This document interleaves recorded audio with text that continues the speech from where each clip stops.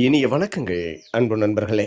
மீண்டும் ஒரு புத்தம் புதிய நன்னாள் இறைமையின் வரமாக நமது தளத்தின் முதல் படிநிலையாக நாம் ஒரு நிமிட தியானத்திற்குள் பயணிக்க இருக்கின்றோம்.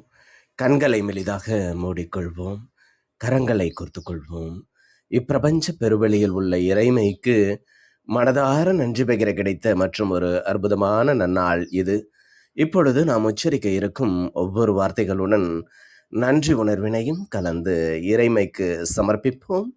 அன்பின் காணிக்கையாய் இன்றெடுத்து அன்றாடம் அமுதூட்டி அன்பாகவும் கருணையாகவும் மாறிப்போன அன்பு தாய்க்கு மனம் நிறைந்த நன்றி. ஒவ்வொரு நாளையும் ஒவ்வொரு பொழுதையும் தமது உழைப்பாலும் தியாகத்தாலும் குடும்பத்தை நிறைத்து அறிவுன அன்பு தந்தைக்கு மனம் நிறைந்த நன்றி. பரிசுத்தமான இயற்கையை பரிசளித்து சென்ற நம் முன்னோர்கள் ஒவ்வொருவருக்கும் மனம் நிறைந்த நன்றி. கற்பித்தல் என்னும் இனிய அனுபவங்கள் வாயிலாக அன்றாட பொழுதுகளை அர்த்தமுள்ளதாக்கும் ஆசிரிய பெருந்தகைகள் ஒவ்வொருவருக்கும் மனம் நிறைந்த நன்றி. இப்பிரபஞ்ச பூ உலகினுள் பயணித்துக் கொண்டிருக்கும் பயணிக்க இருக்கின்ற ஒவ்வொரு உயிருள்ள ஆன்மாக்களுக்கும் மனம் நிறைந்த நன்றி. உயிரற்ற பொருட்களாய் வாழ்வின் உடன் வழித்துணையாய் வாழ்வின் பாதையை என்றென்றும் நிறைக்கும் உயிரற்ற பொருட்களுக்கும் மனம் நிறைந்த நன்றி. இப்பிரபஞ்ச பூவுலகினை தமது பேரன்பாலும் பேரருளாலும் பேராசிராலும் ஆண்டு அரவணைத்து காத்து வரும் அந்த ஆண்டவனுக்கும் நன்றி. இப்பொழுது நமது சுவாசத்தின் ஓசையில் அது பயணிக்கும் பாதைகளில் நாமும் ஒரு நிமிடம் இணைந்து பயணிப்போம். நம் மூச்சின் சுவாசத்தினை சீர்மைப்படுத்தியவர்களாய்.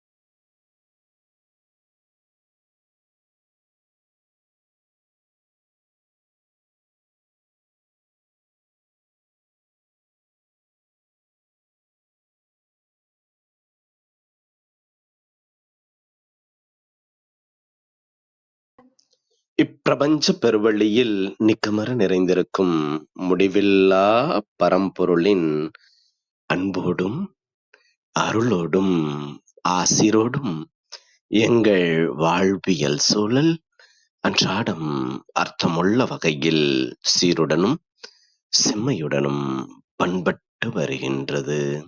இதனால் இச்சமூகத்தின் சீரிய சிறந்த முன்மாதிரிகளாக நாங்கள் திகழ்வதோடு நில்லாமல் பல்வேறு சாதனைகளையும் அதன் வாயிலாக சரித்திரங்களையும் படைக்கும் அற்புத படைப்பாளிகளாக பரிணமிப்போம்.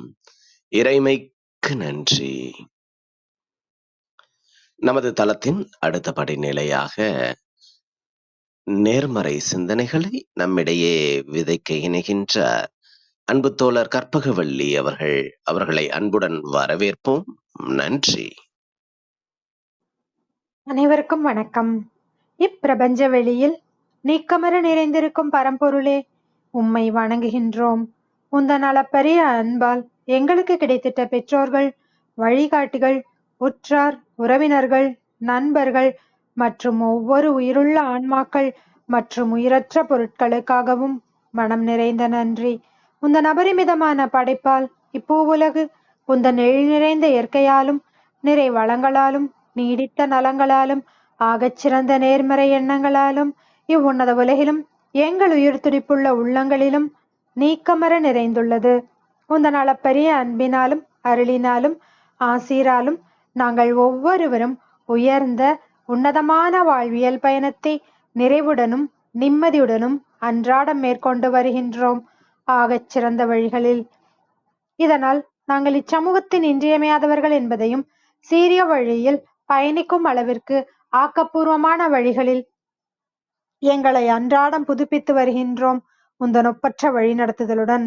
சிறுதுளி பெருவெள்ளமாகும் என்பதைப் போல் நாங்களும் சிறுக சிறுக சாதனை துளிகளை கோர்த்து வருங்கால சரித்திரத்தை ஆக்கப்பூர்வமான முன்னெடுப்புகளால் அலங்கரிக்கும் வரம் தாரும்.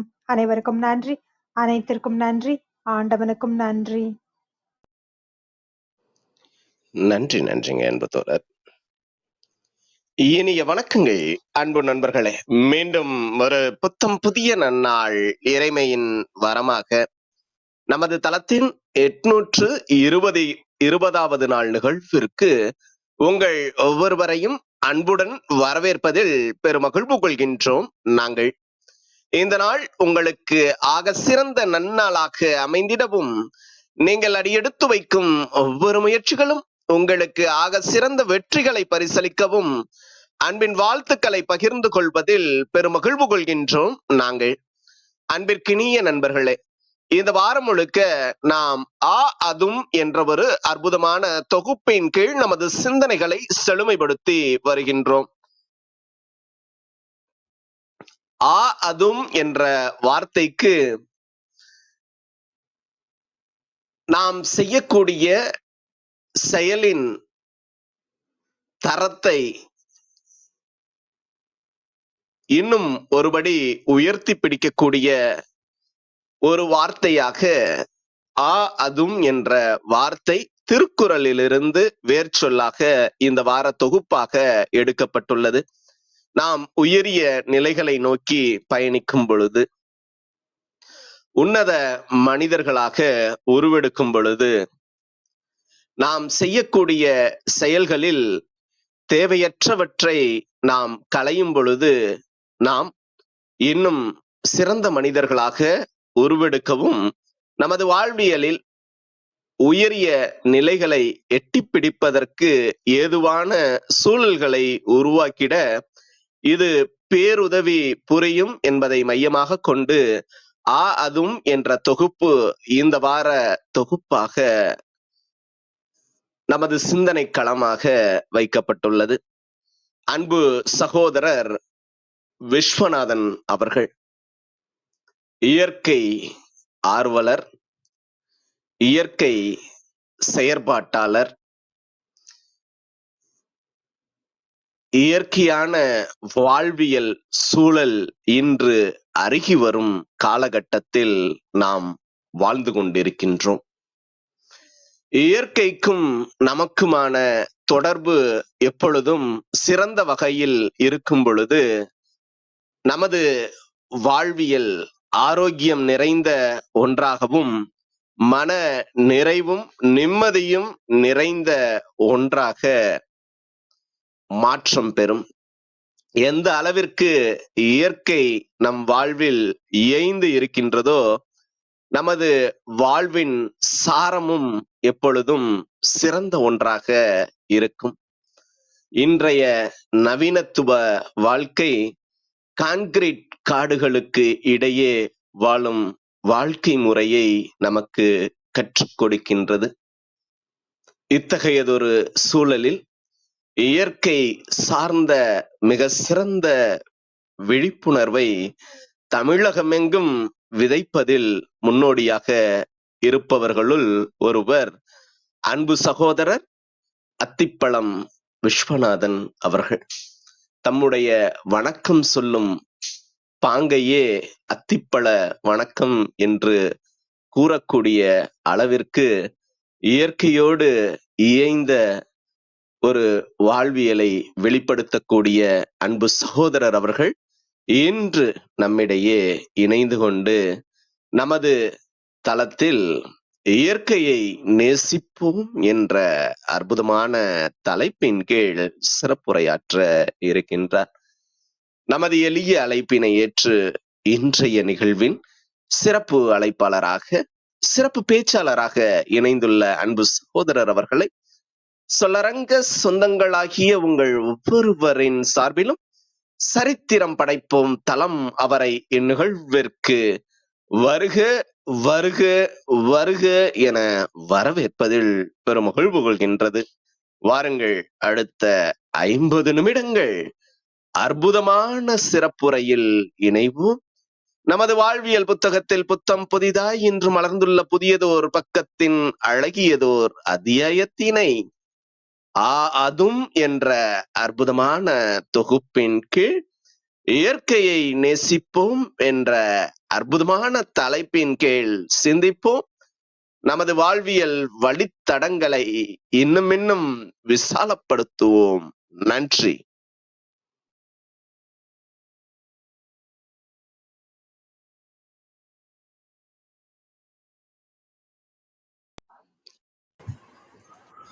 சார், இனிய ஆரோக்கியமான காலை வணக்கம் சார். கேக்குதுங்களா? தெளிவாக கேக்குதுங்க சகோதரரை, தொடரலாம். நன்றிங்க. நன்றி சார். நன்றி.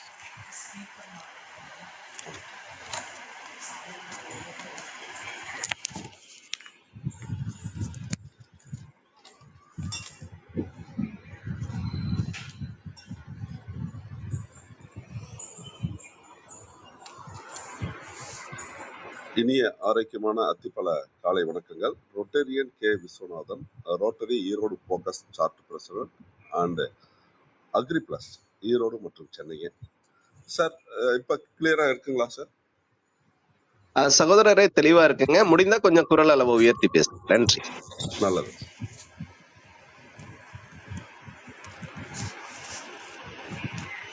நமது சரித்திரம் படைப்போம் உறவுகள் அனைவருக்கும் மீண்டும் ஒரு முறை இனிய அத்திப்பல காலை வணக்கங்களை தெரிவித்துக் கொண்டு, இந்த சரித்திரம் படைப்போம் பல பல நல்ல கருத்துக்களை இந்த மக்கள் மனதில் விதைச்சிட்டு இருக்கிறதுல மிக்க மகிழ்ச்சியையும் நன்றியையும் வணக்கத்தையும் வாழ்த்துக்களையும் தெரிவித்துக் கொள்கிறோம். இது பார்த்தீங்கன்னா 820வது இதாக போயிட்டு இருக்கு.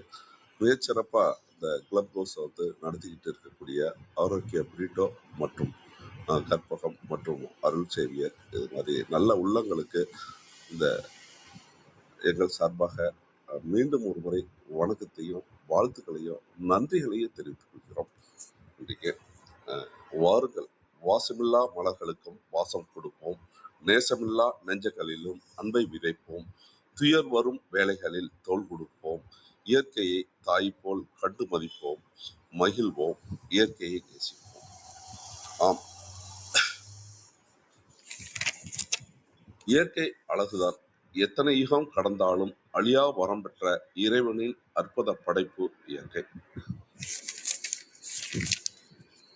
இயற்கை என்பதே இயல்பாக இருக்கும் தோற்றத்தோடு இயல்பாக தோன்றி மறையும் பொருட்களின் அவற்றின் இயக்கம், அவற்றின் இயங்கும் இடம், அவற்றின் இயங்கும் காலம் ஆகியவையே இயற்கையாகும். பார்த்தீங்கன்னா, இயற்கைங்கிறது நம்ம நிலம், நீர், காற்று, நெருப்பு, ஆகாயம், இதுதான் வந்து நம்ம இயற்கைன்னு சொல்றோம். இந்த இயற்கை வந்து பார்த்தீங்கன்னா எதுவுமே அது வந்து யாரையும் கேட்கறது இல்லைங்க. அதான் இயற்கையாகவே நடந்துட்டு இருக்கும். சூரிய உதயம் 6 மணினா 6 மணிக்கு அது வந்து எந்த விதமான காரணங்களுக்காகவுமே அது நிற்கிறது இல்லைங்க. மனிதன் தான் வந்து மனிதனா மற்ற இதாக கூட சித்த மாறுபடலாம். ஆனால் இந்த சூரிய உதயம், சூரிய அஸ்தமனம், அதே மாதிரி வந்து வெயில் காலம், மழை காலம், அக்னி நட்சத்திரம், இதெல்லாம் வந்து எவ்வளோ ஒரு இயற்கையாக அது வந்து காலப்போக்கில் போயிட்டே வந்து நடந்துகிட்டு இருக்குங்கிறத வந்து நம்ம அதை பற்றி அறியாமலே நம்ம வந்து நாட்களை கடத்திக்கிட்டே இருக்கோம். அதை பற்றிய விழிப்புணர்வு இல்லாமே இருக்கோம். அதே மாதிரி தான் சந்திரனுங்க. அதே மாதிரி மழை காலத்தில் மழை வருது, வெயில் காலத்தில் வெயில் அதிகமாக அடிக்குது. இது மாதிரி எல்லாமே வந்து இயல்பாக நடந்துகிட்டு இருக்கிறது தான். அந்த மனிதன் வந்து நம்ம என்ன செய்யறோம்னா அதை வந்து மாற்றி அமைக்க முற்பட்டு தான், அதுவும் பர்டிகுலராக நம்ம இந்த ஒரு 50 வருட காலங்களில் வந்து நம்ம இந்தியா மட்டும் இல்லாமல் உலகம் பூராமே அதை வந்து மாற்றி அமைக்க ஆரம்பிச்சு, மாற்றி அமைக்கிறோங்கிறதே தெரியாமையே மாற்றி அமைச்சிக்கிட்டு இருக்கிறோம். அப்படிங்கிறது தான் இந்த இயற்கைக்கு நாம் செய்யக்கூடிய ஒரு தீயதா இருக்கு. அதை வந்து நம்ம சரித்திரம் படைப்போம் மாதிரியான நல்ல உள்ளங்கள் வந்து இதை வந்து நம்ம இதில் ஒரு 30 பேர் இருந்தாலும் சரிங்க, இதை வந்து இந்த மனசில் அவங்களோட மனசில் நாம் இந்த இயற்கையை நேசிக்கிறத பற்றியும் இயற்கையை பாதுகாக்கிறத பற்றியும் நம்ம அதை எப்படி தூய்மையாக வச்சுக்கணுங்கிறத பற்றி இதில் நம்ம வரக்கூடிய 30 பேரில் ஒரு 3 பேர் வந்து அதை வந்து சின்ன சின்ன இதை செஞ்சோம்னா கூட ரொம்ப சிறப்பாக இருக்கும் அப்படிங்கிறது தான் வந்து இந்த விழிப்புணர்வு. அதனால இந்த இயற்கையை நம்ம எப்போதுமே எதுவுமே நம்ம செய்ய வேண்டாம், சிட்டிஸ் அப்படியே இருந்துட்டாவே போதும், இயற்கையை வந்து நம்ம பாதுகாக்க முடியுங்க. இயற்கையை பண்ணும்போதே ஆட்டோமேட்டிக்காக அந்த சுற்றுச்சூழல் வந்து சமநிலை வர ஆரம்பிச்சிருங்க. சுற்றுச்சூழல் சமநிலையாக இருந்தாவே அழகும் அமைதியும் வந்து வந்துருங்க. இந்த அழகும் அமைதியும் வந்தாவே நம்ம மனசுலயே வந்து அமைதி வந்துடும். அதே சமயம் வந்து மனசு நல்லா இருந்தாவே வந்து குடும்பம் நல்லா இருக்கும், குடும்பம் நல்லா இருந்தால் ஊர் நல்லா இருக்கும், ஊர் நல்லா இருந்தால் உலகம் நல்லா இருக்கும். அப்படிங்கிறது தான் அந்த இயற்கை நமக்கு சொல்லி கொடுத்துக்கிட்டே இருக்குதுங்க. அதனால நம்ம இயற்கைங்கிறது வந்து எங்கேயோ இல்லை, நம்மளை சுற்றியே தான் இருந்துகிட்டு இருக்கு, எப்போதுமே இருக்கு அப்படிங்கிறது. இந்த இயற்கை இல்லாமல் நமக்கு வேணுங்கிற நிலம், நீர், உணவு, தூய்மையான காற்றுங்க. காற்று இருக்கு இப்ப, ஆனா தூய்மையான காற்று இருக்கா அப்படிங்கிறது வந்து பாத்தீங்கன்னா ரொம்ப சந்தேகமா ஆயிடுது. ஏன் அப்படின்னா இப்ப நமக்கு இந்த பொல்யூட்டட் எக்கச்சக்கமான காற்று மாசுங்கிறது வந்து மக்கள் அதிகமானது மட்டும் இல்லாம நம்ம தொழிற்சாலைகள்லயும் இந்த கார் உபயோகிக்கிறதுலயும் நிறைய ஆயிடுச்சுங்க. இப்ப நான் அடிக்கடி சொல்லுவேன், எந்த ஒரு இதுலையுமே இந்த மரம் வளர்ப்பை பத்தி நான் பேசும்போது சொல்லுவேன், மரம் வளர்ப்போம் மனிதன் காப்போம். 30 வருடங்களுக்கு முன்னால நம்ம இலவசமா குடிச்சிட்டு இருந்தோம். எங்க வீட்டுல எந்த வீட்டுல போனாலும் சரிங்க, ஒரு தடத்துல போனாலும் சரி, ஒரு தண்ணிங்கிறது வந்து இலவசமா கொடுத்தாவே அதை கொடுக்கறதுக்கு பெருமையா கொடுத்துட்டு இருந்த குடும்பங்கள் இருந்தது. இப்ப வந்து பாத்தீங்கன்னா சும்மா ஒரு கிளாஸ் தண்ணியை கூட விலை கொடுத்து வாங்கக்கூடிய சூழ்நிலையில இருக்கோம். அது மாதிரி நாம இலவசமா சுவாசிச்சுக்கிட்டு இருக்கோம். சுவாசிச்சுக்கிட்டு இருக்கிறோங்கிற அந்த ஒரு எண்ணமே தெரியாம இருந்துகிட்டு இருக்கிற அந்த காத்தை விலை கொடுத்து வாங்கக்கூடிய சூழ்நிலை வரக்கூடாது அப்படிங்கிறதுக்காக தான் அந்த மரம் வளர்ப்போம் மனிதன் காப்போம். மரம் நடுவோன்னு கூட நான் எப்போதுமே சொல்றது இல்லைங்க. மரம் நடுவிழா மரம் நடுவிழான்ட்டு நம்ம நிறைய பேர் எல்லாம் சொல்லிட்டு இருப்பாங்க. பட் மரம் நடுறதோட சரிங்க. சுதந்திர தினத்துக்கு எங்க ரோட்டரி ஹாலில் வந்து நாங்கள் மரம் நடுவோம், எங்கள் ஸ்கூலில் மரம் நடுவோம், எங்கள் காலேஜில் மரம் நடுவோம். மரம் நடுவிழா வருஷத்தில் 2 தடவை செய்வோன்னு தான் சொல்லுவாங்க. அதை கூட நான் வந்து ஸ்கூல் காலேஜ் மற்ற எல்லாத்துலேயுமே இந்த பத்திரிக்கை அடிக்கும் போதே என்ன சொல்லுவேன்னா, மரம் வளர்ப்பு விழான்னு போடுங்கப்பா அப்படின்னு சொல்லுவாங்க. அப்போ மரம் நடு விழாவுக்கும் மரம் நடு வளர்ப்பு விழா இந்த 2 தலைப்பு போடும்போதே நம்ம தலையில கொட்டின மாதிரி ஒரு இது தோணுங்க. இது நிறையா ஸ்கூல்ல எல்லாம் பார்த்தீங்கன்னா அந்த ஒரு சுதந்திர தினத்துக்கு, குடியரசு தினத்துக்கு, இல்லை ஏதோ ஒரு அமைப்பு வந்து ஒரே இடத்துல மரம் நடுவாங்க, அப்புறம் விட்டுருவாங்க. இப்போ அதை கூட நாங்கள் எல்லாம் என்ன செய்யறோம்னா, ரோட்டையில ஸ்கூல் போய் நட போறோம்னா 4 மரம் நட்டாலும் சரிங்க, அதை நட்டுட்டு ஒரு 6வது 7வது படிக்கக்கூடிய ஒரு பையனையோ பொண்ணோட பேரை அந்த மரத்துல ஒரு ஸ்டிக்கர் மாதிரி எழுதி தொங்க விட சொல்லிடுறோம். தொங்க விட சொல்லிட்டு அது அந்த பொண்ணோ பையனோ 12வது படிக்கிற வரைக்கும் வந்து அந்த மரத்தை வந்து பாதுகாக்கிறது அவங்களோட வேலையா இருக்கு. அது மாதிரி பண்ணிட்டு அவங்க +2 முடிச்சு காலேஜ் போய் இப்போ அவங்க ஒரு கல்யாணம் ஆனதுக்கு பிறகு கூட அந்த ஸ்கூல்ல வந்துங்க, இது என்னோட மரம், நான் வளர்த்த மரம்னு ரொம்ப பெருமையா சொல்லும்போது மிக்க மகிழ்ச்சியா இருக்கு. இது மாதிரி ஒவ்வொருத்தருமே நம்ம ஏதோ வீட்டுக்கு ஒரு மரம் வளர்ப்போம் அப்படின்னு நம்ம சொல்லிட்டு எதுவுமே செய்யாம இருந்துட்டு இருக்கிறது தான் நிறைய இருக்கும். பட் வீட்டுக்கு ஒரு மரம், இடம் இல்லைன்னா கூட ஏதோ இருக்கிற இடத்துல நம்ம வளர்றதுக்கு வேண்டிய வழிமுறையை செஞ்சாவே இந்த இயற்கை வந்து ரொம்ப மிகச்சரியா இருக்கும். இந்த மரம் வளர்ப்புல மட்டுமே நம்ம வந்து மண்ணை சரி பண்ண முடியுங்க. மரம் அதிகமா இருந்தாவே, காடுகள் அதிகமா இருந்தாவே மண் சரிவு, நிலச்சரிவு, இதுல வந்து பல கோடிக்கணக்கான ரூபாய் வந்து இந்த அரசுக்கு நஷ்டமாகுது. அதை சரி பண்றதுக்கு பண்ணிட்டு இருக்காங்க. அதற்கு பதிலாக நம்ம அந்த மரத்தை நட்டாவே இந்த இயற்கை சீரடையும், பூமி தாய்ங்கிற இயற்கை வந்து சீரடையும் அப்படிங்கிறது தான். இந்த நிலத்துல நம்ம மரம் வளர்த்துட்டோம்னாவே மழையை வந்து அது ஈர்த்து கொடுக்கக்கூடிய அந்த நீருங்கிற ஒரு இயற்கை வந்து நமக்கு ரெகுலராக கிடைச்சிடும். இந்த நீர் வந்து நமக்கு மலையில இருந்து அருவியா விழுந்து ஆறா வந்து வரும்போது பார்த்தீங்கன்னா தெளிந்த நீரும் நல்ல நன்னீர் வந்து கிடைக்கிறதுக்கு வேண்டிக்கிற வழிமுறை ஆயிருதுங்க இதுக்கு. அப்ப நமக்கு நல்ல தண்ணி கிடைச்சிருது.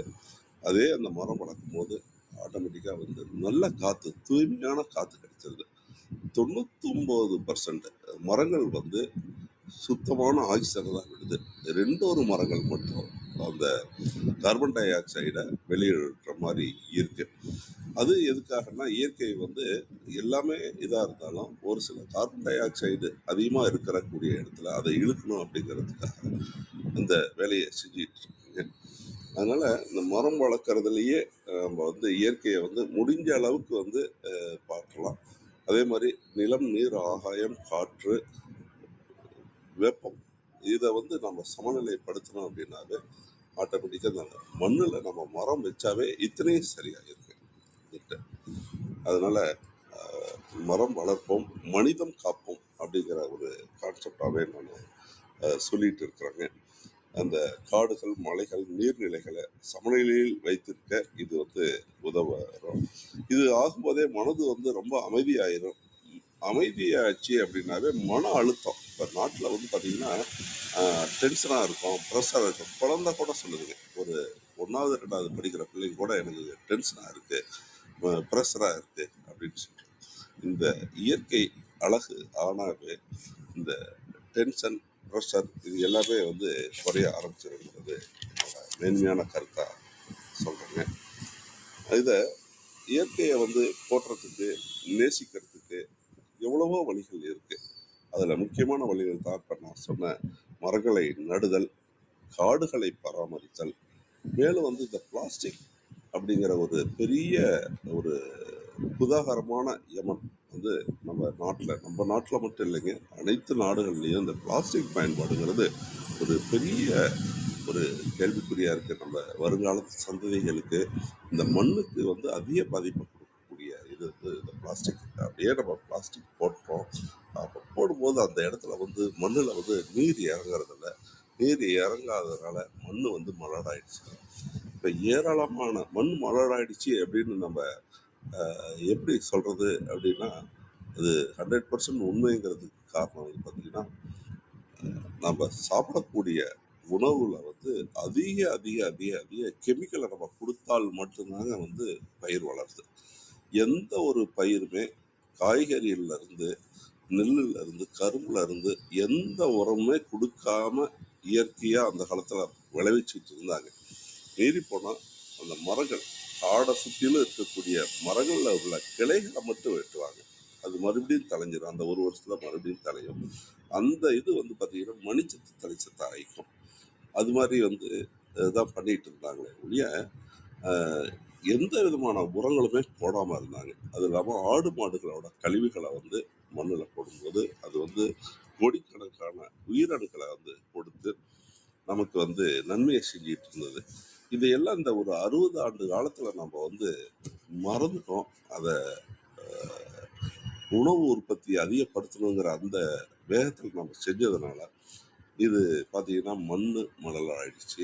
அடுத்து வந்து மாடு மலராயிடுச்சு.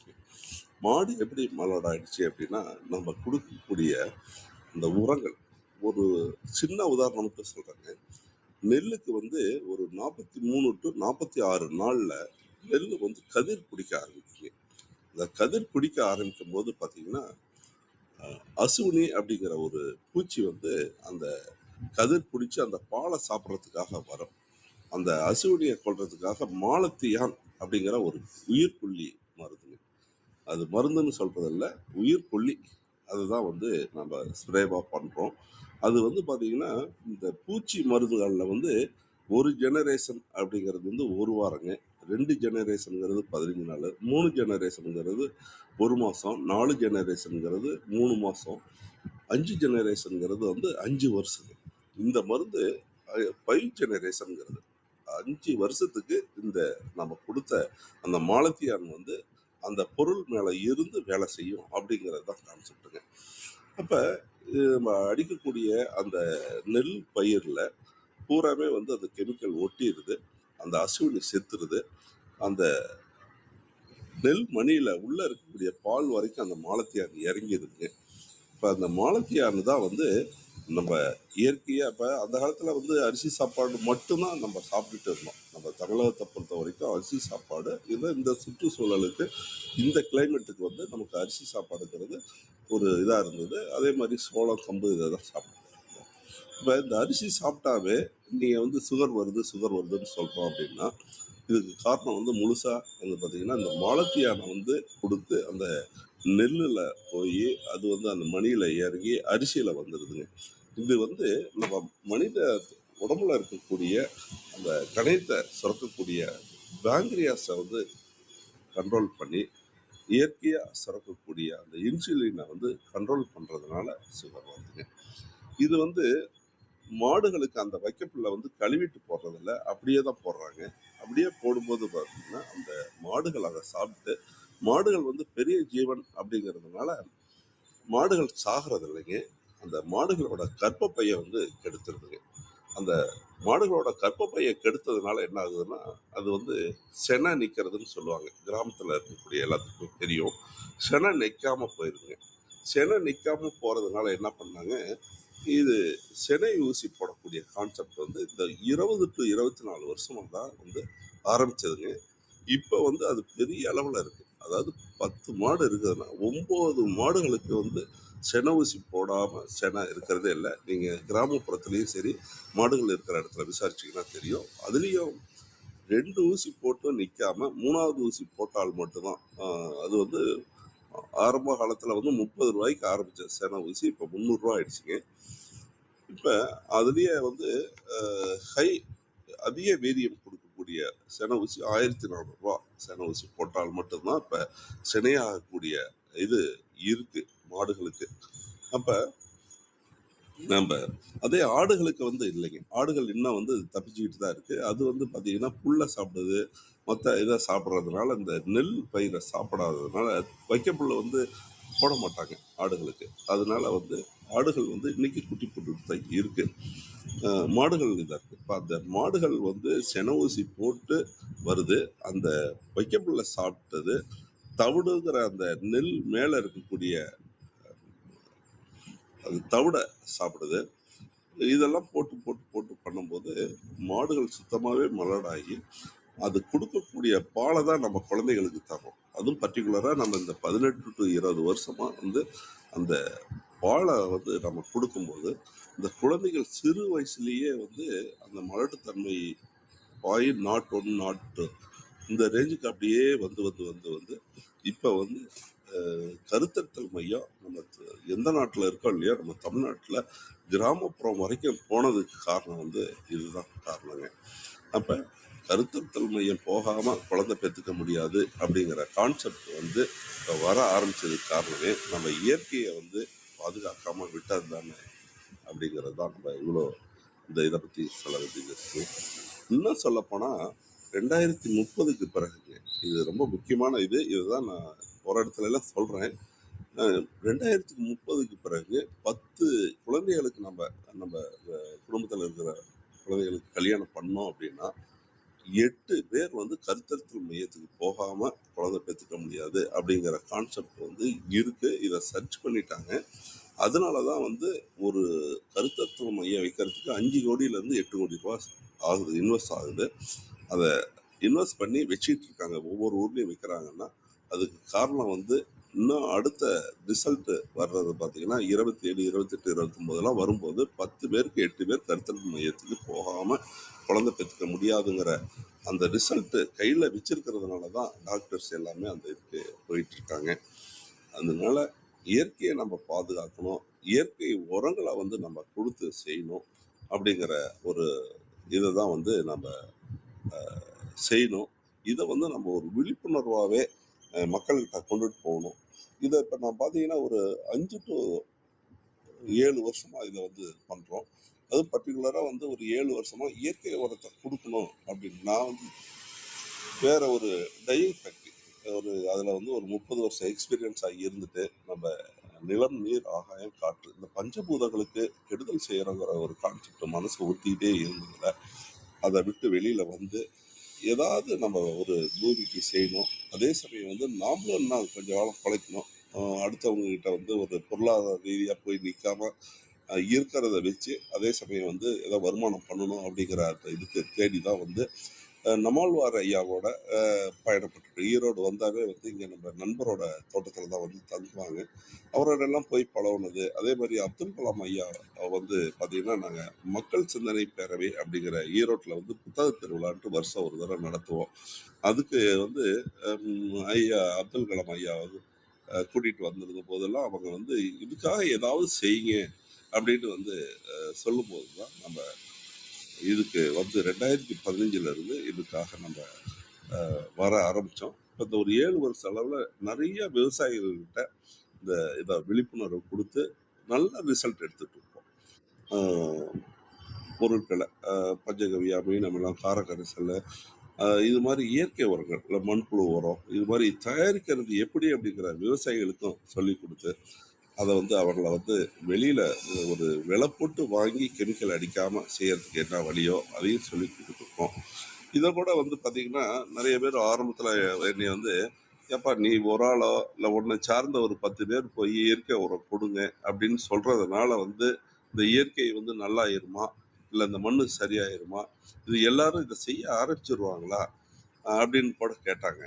அவங்களுக்கு வந்து நான் சொல்லக்கூடிய ஒரே பதில் அதுதான் சொல்லுவேன். என்ன அப்படின்னா நம்ம சுதந்திரம் கிடைச்சது வந்து 1947 சுதந்திரம் வாங்கணும். சுதந்திரம் வந்து காந்தி வாங்கி கொடுத்தாருன்னு தான் நம்ம என்ன பிள்ளைகளுக்கு சொல்லிட்டு இருக்கோம். பட் நம்ம வாவு சிதம்பரனாரும் மகாகவி பாரதியும் வந்து சுதந்திரத்துக்காக போராடின காலம் வந்து பார்த்தீங்கன்னா 1907 15 இந்த காலகட்டத்தில் வந்து பெரிய அளவில் பல கோடி சொத்தையும் பல கோடி உழைப்பையும் கொடுத்து அவங்கெல்லாம் வந்து பாடுபட்டாங்க.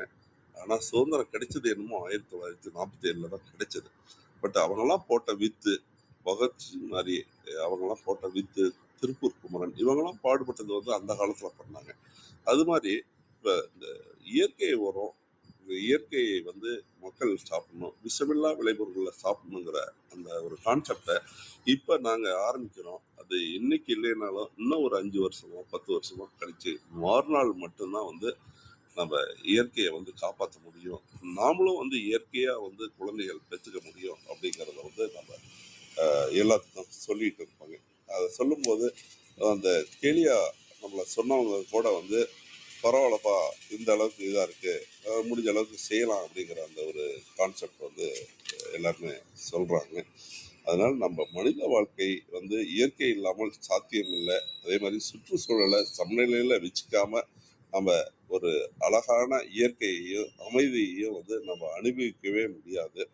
அதுவும் இல்லாம நம்ம மெயினா செய்ய வேண்டிய ஒரே இது இப்ப இதெல்லாம் இங்க இருக்கிற கூட நம்ம ஒரு 20 பேரோ 25 பேரோ ஏன் இதை வந்து நம்ம பேசுறோம், இது ஏதோ ஒரு விஸ்வநாதன் வந்து ஏதோ அவருக்கு ஒரு வாய்ப்பு கொடுக்கணுங்கிறதுக்காகவோ இல்ல ஏதோ ஒண்ணு வந்து டெய்லி வந்து நம்ம அந்த 1 மணி நேரம் பேசணுங்கிறதுக்காக இல்லாம இயற்கையை நேசிப்போம் அப்படின்னு சொல்லி ஏன் பண்றோம் அப்படின்னா எதிர்கால சந்ததிக்கு எதிர்காலங்கிறதே வேண்டாங்க, நம்ம பிள்ளைங்களுக்கே வந்து நம்ம வந்து நல்ல சுற்றுச்சூழலையும் இயற்கையையும் வந்து நம்ம பாதுகாக்கணுங்கிற ஒரு விழிப்புணர்வை ஏற்படுத்தி நாமளுமே பிளாஸ்டிக் பயன்பாடு பிளஸ் அது மட்டும் இல்லாம நம்ம ஒரு கிளாஸ் தண்ணியை வந்து நம்ம சேமிச்சோம்னா கூட வந்து அது பெரிய அளவுல இருக்கும். பூமியில இருந்து நம்ம உறிஞ்சி எடுத்து அது எங்க குங்க மண்டலத்திலாம் பார்த்தீங்கன்னா 1000 அடி 1500 அடி இதை போடணும், போர் போட்டு அந்த நிலத்தடி நீர் தான் எடுக்கிறாங்க. அது மட்டும் இல்லாம வந்து பார்த்தீங்கன்னா நம்ம இந்த தொழிற்சாலைகளுக்கு ஏராளமா பண்றோம், கழிவு நீர் வந்து காவிரியில கலக்குது, இது வந்து இந்த புற்றுநோயா வந்து கன்வெர்ட் ஆகுது. இந்த மாதிரி இவ்வளோ பிரச்சனைகளை வந்து நம்ம சந்திச்சுக்கிட்டு இருக்கிறத வந்து சரி பண்ணணும் அப்படிங்கிறது தான் வந்து நம்ம இந்த இயற்கையை நேசிப்போம், இயற்கையை பாதுகாப்போம் அப்படிங்கிற இது. சரிப்பா, இது இயற்கையை நேசிக்கிறோம் இயற்கையை பாதுகாக்கிறோங்கிறதுக்கு வேற என்னென்ன செய்யலாம் அப்படின்னு சொல்லிட்டோம்னா நம்ம மரங்களை வந்து இயற்கையா வயதான மரங்களை விழுந்ததுக்கு பிறகு அதை வந்து நம்ம யூஸ் பண்ணலாம். மரங்களை வந்து அதிகமா நடுறதுக்கு எங்க இடம் இருந்தாலும் சரிங்க, குறைஞ்சது ஒவ்வொருத்தரும் ஒரு 5 மரத்தை நடுறது மட்டும் இல்லாம வளர்க்கறதுக்கு வேண்டிய வழிமுறை செய்யலாம். அது மட்டும் இல்லாம நம்ம நகர்ப்புறத்திலேயே வந்து சின்ன சின்ன பூங்காக்கள் ஆரம்பிச்சு அந்த பூங்காக்கள் வந்து புதுசா செய்யலாம். இல்லைன்னா நிறைய பூங்காக்கள் வந்து பாழடைஞ்சு போயிருக்கு. நீங்க நிறைய இடத்துல பார்த்துருக்கலாம். நிறைய ஊர்ல வந்து பூங்காக்கு ஏதோ ஒரு அந்த குடிக்கிறவங்களும் ஒரு சமுதாயத்துல தீய செயல் செய்யக்கூடியவர்களின் புகலிடமா தான் வந்து அரசு வச்சிருக்கு. நாமளும் வந்து அதுக்கு ஒரு காரணமா இருக்கும். ஏன் அப்படின்னா நாம வந்து போய் அந்த பூங்காவை சரியா பயன்படுத்தினாவே வந்து அந்த தீயவர்கள் வந்து அங்க உள்ள வரமாட்டாங்கிறது தான் நம்ம இது கருத்துங்க. அதுக்கு கூட நான் அடிக்கடி சொல்லுவேன், ஒரு ஆலமரத்தடியிலையும் அரச மரத்தடியிலையும் முள்ளு மரம் வராதுங்க. நம்ம முள்ளு மரம்னு சொல்லக்கூடிய வெள்ளை வேளாண் மரம்னு சொல்லுவோம். அது மாதிரியான மரங்கள் வந்து நல்ல மரங்களுக்கு அடியில வந்து வரவே வராது. நாம வந்து இந்த தமிழ்நாட்டிலேயே பார்த்தீங்கன்னா இந்த முள்ளுவேலியோட மரங்கள் வந்து ஏராளமா இருக்கு. இந்த ஏராளமா இருக்கிற முள்ளு மரம் ஏன் முள்ளு மரம் அதிகமா ஆச்சு அப்படின்னா நம்ம நல்ல மரங்களை வைக்காததுனால தான் வந்து இந்த முள்ளு மரங்கள் வந்து அதிகமா போயிடுச்சுங்க. அதனால இதுதான் அதுக்குள்ள காரணங்கள்ங்க. இது மாதிரி நம்ம இயற்கையை வந்து பாதுகாக்கிறதுக்கு பூங்காக்களை வைக்கலாம், மரங்களை வந்து நம்ம நடலாம். இது மாதிரி ஒவ்வொன்றும் ரொம்ப சிறப்பாக செஞ்சோம்னா நம்ம வந்து அடுத்த தலைமுறைக்கு இந்த இயற்கையை, இந்த நல்ல பூமியை, நல்ல காற்றை, நல்ல நீரை வந்து நம்ம விட்டுட்டு போக முடியும். அப்படிங்கிறது நம்ம எத்தனை கோடி சொத்துக்கள் நம்ம சேர்த்து வச்சாலும் அது வந்து அடுத்த தலைமுறைக்கு வந்து நல்ல காற்றை கொடுக்காது, நல்ல மண்ணை கொடுக்காது, நல்ல நீரை கொடுக்காது. அப்போ நம்ம நல்ல நீர், நல்ல காற்று, நல்ல உணவு, நல்ல சுகாதாரம் இதெல்லாம் நம்ம கொடுக்கணும் அப்படின்னா நம்ம இயற்கையை நாம் நேசித்தா மட்டுமே இதை சாத்தியம் அப்படிங்கிறது பண்ணலாம். இது எல்லாத்துக்கும் ஒரு காரணமாக இயற்கை என்ன செஞ்சது அப்படின்னா இந்த கொரோனாங்கிற வடிவில் வந்து 4 வருஷத்துக்கு முன்னாடி நான் சொன்னது எல்லாமே செஞ்சால் சரியாக வருமா அப்படின்னா 100% சரியாக வருங்க. இதுக்கு தான் வந்து இயற்கையே வந்து இந்த கொரோனாங்கிற ஒரு கான்செப்டை வந்து கொண்டாந்து விட்டது. இந்த கொரோனா காலத்தில் நம்ம 3 to 6 மாதங்கள் வந்து எல்லாரும் வீட்டுக்குள்ளேயே இருந்தோம். நம்ம யூஸ் பண்ணக்கூடிய கரண்ட்டை வந்து ரொம்ப மிச்சப்படுத்தணும். நம்ம யூஸ் பண்ணக்கூடிய காரை வந்து டீசல் பெட்ரோலை வந்து பொல்யூட்டட் ஆக்காமல் இருந்தோம். எந்த ஒரு இது இல்லாமல் இருந்தது. ஃபேக்ட்ரிஸ் நிறைய அந்த கழிவுகளை விடக்கூடிய காற்று கழிவுகளை விடக்கூடிய இது நம்ம ஒரு 6 மாதங்கள் குறைஞ்சது ஒரு 6 மாதம் வந்து பெரிய அளவில் நம்ம யூஸ் பண்ணாமல் இருந்தோம். அந்த டயத்தில் இருந்து பார்த்தீங்கன்னா மழை வருஷம் வந்து மழை அளவு இந்த 4 வருஷம் மழை அளவை எடுத்து பார்த்தீங்கன்னா நம்ம தமிழ்நாட்டுக்கு மட்டும் இல்லை இந்தியாவுக்கே வந்து மழை அளவு அதிகமாக இருக்குங்க. மழை அளவு அதிகமாக இருக்கு. அது மட்டும் இல்லாமல் வந்து பார்த்தீங்கன்னா நமக்கு அந்த சுற்றுச்சூழல் வந்து ஓரளவுக்கு கிளைமேட் இதாக இருக்கு. இது மட்டும் இல்லாமல் நம்ம பூமி வெப்பமாதல் அப்படிங்கிற அந்த கான்செப்ட் வந்து ரொம்ப சரியா இருக்குங்க. இப்போ பூமி வந்து நார்மலாக ஒரு 20 வருஷத்துக்கு முன்னால் இருக்கும் போது இருந்த டெம்பரேச்சரை விட 3 to 4 டிகிரி வந்து அதிகமாக இருக்கு. இது 2030 இன்னும் 3 டிகிரி வந்து அதிகமாக ஆகும் அப்படிங்கிற அந்த கான்செப்டை வந்து அறிவியலாளர்கள் எல்லாருமே சொல்லிட்டு இருக்காங்க. இது வந்து நிச்சயமா இன்னும் 3 டிகிரி எச்சாகும் அப்படின்னு சொல்லிட்டு இருக்காங்க. அதனால நம்ம வந்து இந்த மரம் வளர்ப்போம், மனிதம் காப்போம், சுற்றுச்சூழலை பாதுகாப்போம் அப்படிங்கிறத நம்ம சொல்லிக்கிட்டு இதை நான் நிறைவு செய்கிறேங்க. இதில் வந்து கேள்வி பதில்கள் ஏதாவது இருந்தாலும் கேட்டிங்கன்னா நான் சொல்ல தயாராக இருக்கேன். இந்த வாய்ப்பை வழங்கிய நமது சரித்திரம் படப்போம் உறவுகளுக்கும், ஆரோக்கிய பிரிட்டா மற்றும் அருள் சேவியர் மற்றும் நமது உறவுகளுக்கும் என்னோட நன்றியையும் வணக்கத்தையும் வாழ்த்துக்களையும் தெரிவித்துக் கொள்கிறேன். நன்றி, வணக்கம், வாழ்த்துக்கள். வாழ்க வளமுடன். நன்றிங்க அன்பு சகோதரரே. மிகவும் சிறப்பான ஒரு அற்புதமான பகிர்தலை அதிகாலை அன்பு பரிசாக வழங்கியிருந்தீர்கள். இயற்கையோடு இயைந்த வாழ்க்கையை நாம் எவ்வாறு முன்னெடுத்து செல்கின்றோம், நமது வாழ்வியலில் இன்னும் நாம் சிறப்பான படிநிலைகள் இயற்கைக்கு கொடுப்பதற்கான சூழல்கள், சாத்தியக்கூறுகள் எவ்வாறு இருக்கின்றன? மரம் நடுவோம் என்று அன்றைய ஒரு நாளோடு நிறுத்திவிடாமல் மரம் வளர்ப்போம் என்ற ஒரு அடிப்படையில் நாம் ஒவ்வொரு விடயத்தையும் நாம் முன்னெடுத்து செல்லும் பொழுது, ஒவ்வொருவரும் பொறுப்பெடுத்து கொண்டு அதை செய்யும் பொழுது நாம் இயற்கை சார்ந்த வாழ்வியலை மேற்கொள்ள இயலும் என்பது குறித்தும், இன்றைய நெற்பயிர்களின் சூழல் எவ்வாறு இருக்கின்றன, அது மாடுகளையும் மனிதர்களையும் எவ்வாறு அவர்களது வாழ்வியல் சூழலை சவாலுக்குரியதாக மாற்றுகிறது என்று நிறைய கருத்துக்களை அதிகாலை அன்பு பரிசாக வழங்கிய தருணங்களுக்காக சொல்லரங்க சொந்தங்களாகிய அன்பு நண்பர்கள் ஒவ்வொருவருடனும் இணைந்து சரித்திரம் படைப்போம் தளம் தங்களுக்கு மனம் நிறைந்த நன்றிகளையும் வாழ்த்துக்களையும் பாராட்டுக்களையும் பகிர்ந்து கொள்வதில் பெரும் மகிழ்வு கொள்கின்றது. அன்பிற்கினிய நண்பர்களே, நாம் அனைவரும் இணைந்திருப்பது சரித்திரம் படைப்போம் தளம். ஒவ்வொரு வாரமும் ஒவ்வொரு தொகுப்பு, ஒவ்வொரு நாளும் ஒவ்வொரு தலைப்பு, வார இறுதியில் சிறப்பு விருந்தினரின் அழைப்பு, ஞாயிறு தோறும் நமக்கான விடுப்பு என்ற அடிப்படையில் நமது தளம் இயங்கி வருகின்றது.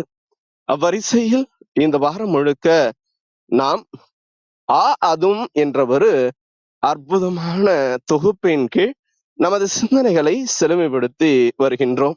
இன்னும் நாம் செய்யக்கூடிய செயல்களில் ஒருபடி உயர்ந்து நிற்கும் பொழுது, அடுத்த படிநிலையை நோக்கிய பயணத்தை மேற்கொள்ளும் பொழுது, நமக்குள் இருக்கும் தேவையற்ற கலைகளை களையும் பொழுது நமது வாழ்வியல் சூழல் ஆகச கொண்டு இந்த வார சிந்தனைகளை செழுமைப்படுத்தி வருகின்றோம். அதில் இன்று அன்பு சகோதரர் அத்திப்பழம் விஸ்வநாதன் அவர்கள் இயற்கை ஆர்வலராக, இயற்கை செயற்பாட்டாளராக தாம் முன்னெடுக்கக்கூடிய விடயங்கள் குறித்த அற்புதமான பகிர்தலை அன்பு பரிசாக வழங்கினார்கள். இன்று நமது தளத்தின் நிர்வாகி அன்பு தோழர் கற்பகவள்ளி மற்றும் நமது தளத்தின் முதல் சிறப்பு விருந்தினராக பங்கேற்ற ஜேசு சுந்தரமாறன் இவர்களுடைய தயாரிப்பில் காயல் என்ற திரைப்படம் இன்று திரையுலகில் அடியெடுத்து வைக்கின்றது. அன்பு தோழர் கற்பகவள்ளி அவர்கள் நமது தளத்தில் 3 ஆண்டுகளாக அர்ப்பணிப்பு உணர்வோடு நமது தள நிகழ்வுகளை வெகும் சீரும் சிறப்புமாக எடுத்து செல்லக்கூடிய ஒரு சமூக ஆர்வலராக பயணித்து வருகின்றார். அன்பு நண்பர் ஜேசு சுந்தரமாறன் அவர்களும் பட்டிமன்ற பேச்சாளராக, எழுத்தாளராக, கவிஞராக நிறைய சமூகம் சார்ந்த விடயங்களை முன்னெடுக்கக்கூடிய ஒருவராக எப்பொழுதும் திகழ்ந்து வருகின்றார். இவர்களுடைய முயற்சியால் உருவாக்கப்பட்டுள்ள இந்த படைப்பு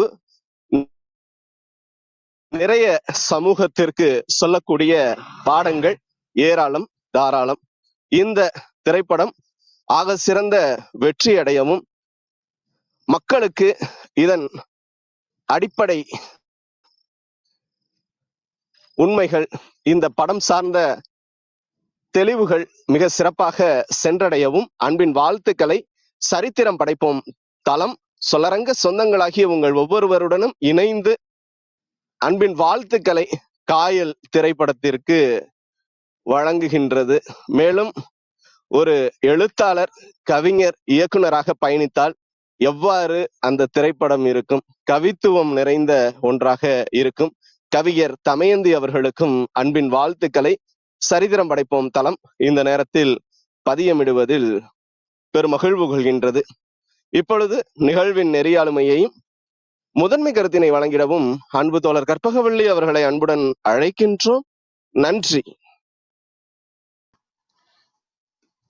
நன்றிங்க தோழர். இன்றைய நாள நம்ம ரொம்ப சிறப்பா தொடங்கியிருக்கோம். இன்றைக்கு நீங்க சொன்ன மாதிரி திரைப்படம் வெளியாவதுனால அனைவரது வாழ்த்துக்களுமே ரொம்ப முக்கியம். நெறைய பேரு தனிப்பட்ட செய்தி அனுப்பியும் வாழ்த்துக்கள் தெரிவிக்கிறாங்க. ஒவ்வொருவரோட அன்புக்கும் மிக்க நன்றி. இன்னும் திரைப்படங்களோட எந்தெந்த திரையரங்குகள் அப்படிங்கிற ஒரு ஃபைனல் லிஸ்ட் வந்த உடனே நம்ம அப்படியே அனுப்புறோம். அது எல்லோருமே முடிந்தவர்கள் பார்த்து உங்களுடைய கருத்துக்களை பகிரணும்னு அன்போட கேட்டுக்கிறோம். உங்களோட அன்புக்கும் ஆதரவுக்கும் என்றென்றும் மிக்க மிக்க நன்றி. இன்றைக்கு விஸ்வநாதன் ஐயா அவர்கள் நிறைய கருத்துக்கள் இயற்கையை நேசிப்போம் அப்படிங்கிற ஒரு அருமையான தலைப்புல நிறைய கருத்துக்கள் பகிர்ந்துக்கிட்டாங்க. அத்திப்பழ வழக்கங்களோடு தன்னுடைய உரையை தொடங்கினாரு. முன்னாடியெல்லாம் நம்ம தண்ணியோ இல்ல இலவசமா தான் நம்ம எப்பவுமே தண்ணி குடிச்சிட்டு இருந்தோம். இப்பல்லாம் காசு கொடுத்து தண்ணி வாங்குறதா இருக்கட்டும், இல்ல காற்றுக்காகட்டும், இப்படி ஆம், எந்த அளவுக்கு நம்ம பூமி மாசுபட்டு வந்திருக்கு அப்படிங்கிறதையும் சொன்னாங்க. அதே மாதிரி இயற்கையை சார்ந்து நம்ம செயல்படணும்னா முதல்ல மரம் நடணும். அதாவது மரம் நடும் விழா அப்படின்னு இல்லாம மரம் வளர்ப்பு விழான்னு போடணும் அப்படிங்கிறதையும் சொன்னாரு.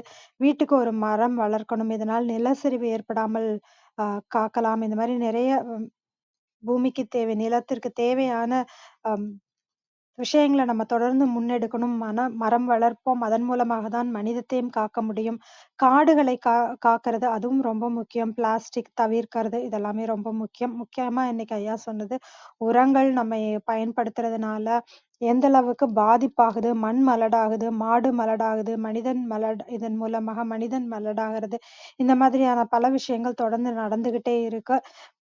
இப்ப அந்த மாடுக்கு நம்ம அப்படியே அந்த உரம் போட்டதுக்கப்புறம் அந்த வைக்கோல குடுக்கும்போது, அது அப்படியே மனிதனுக்கும் வருது. இதனால தான் இப்பல்லாம் கருத்தரிப்பு மையங்கள் அப்படிங்கிறது ரொம்ப அதிகமாயிட்டே போகுது. மாடுக்கும் சினை ஊசி போடுறது அப்படிங்கிற ஒரு விஷயம் அதிகரிச்சுட்டே போகுது.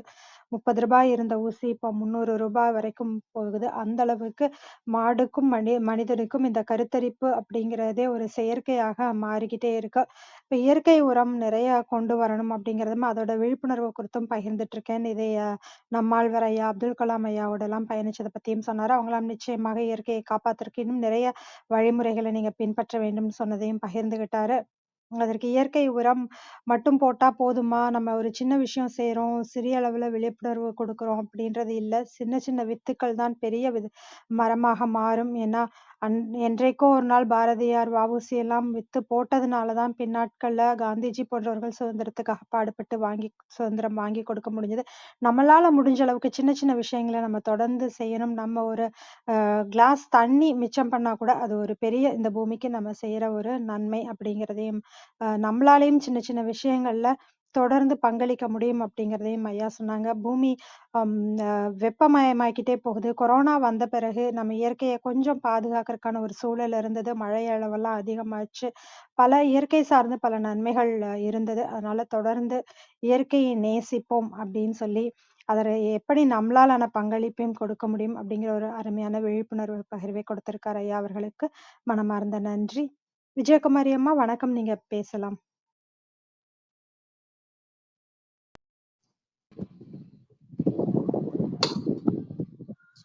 வாழ்க வையகம், வாழ்க வையகம், வாழ்க வளமுடன். குரு வாழ்க, குருவே துணை. சரித்திரம் படைப்போம் தளத்திற்கு நன்றி. தினந்தோறும் அதை எடுத்து சரித்திரம் படைத்துக் கொண்டிருக்கும் அனைத்து அன்பு உள்ளங்களுக்கும் என் மனமார்ந்த நன்றிகள். வாங்க வாழ்த்தும் பயனுக்கும் போயிடலாம். அமைதியா உட்கார்ந்து கண்களை மூடிக்குவோம். நாம் அமர்ந்துள்ள இந்த இடம் முழுவதும் நல்ல தூய தெய்வீக ஆற்றலே நிரம்பின. உணர்ந்து பாருங்க. அருட்பேராற்றல் உடலிலே உயிரிலே அலை அலையாக பாய்ந்து நிரம்புவதை உணர்கிறோம். அன்னைக்கு வணக்கம், தந்தைக்கு வணக்கம், அருள்நிறை ஆசான் வேதாத்திரி மகரிஷி அவர்களுக்கு வணக்கம். குருவாழ்க, குருவே துணை. அருட்பேராற்றல் இரவும் பகலும் எல்லா நேரங்களிலும் எல்லா இடங்களிலும் எல்லா தொழில்களிலும் உறுதுணையாகவும் பாதுகாப்பாகவும் வழிநடத்தியாகவும் அமையுமாக. வாழ்க வளமுடன், வாழ்க வளமுடன், வாழ்க வளமுடன்.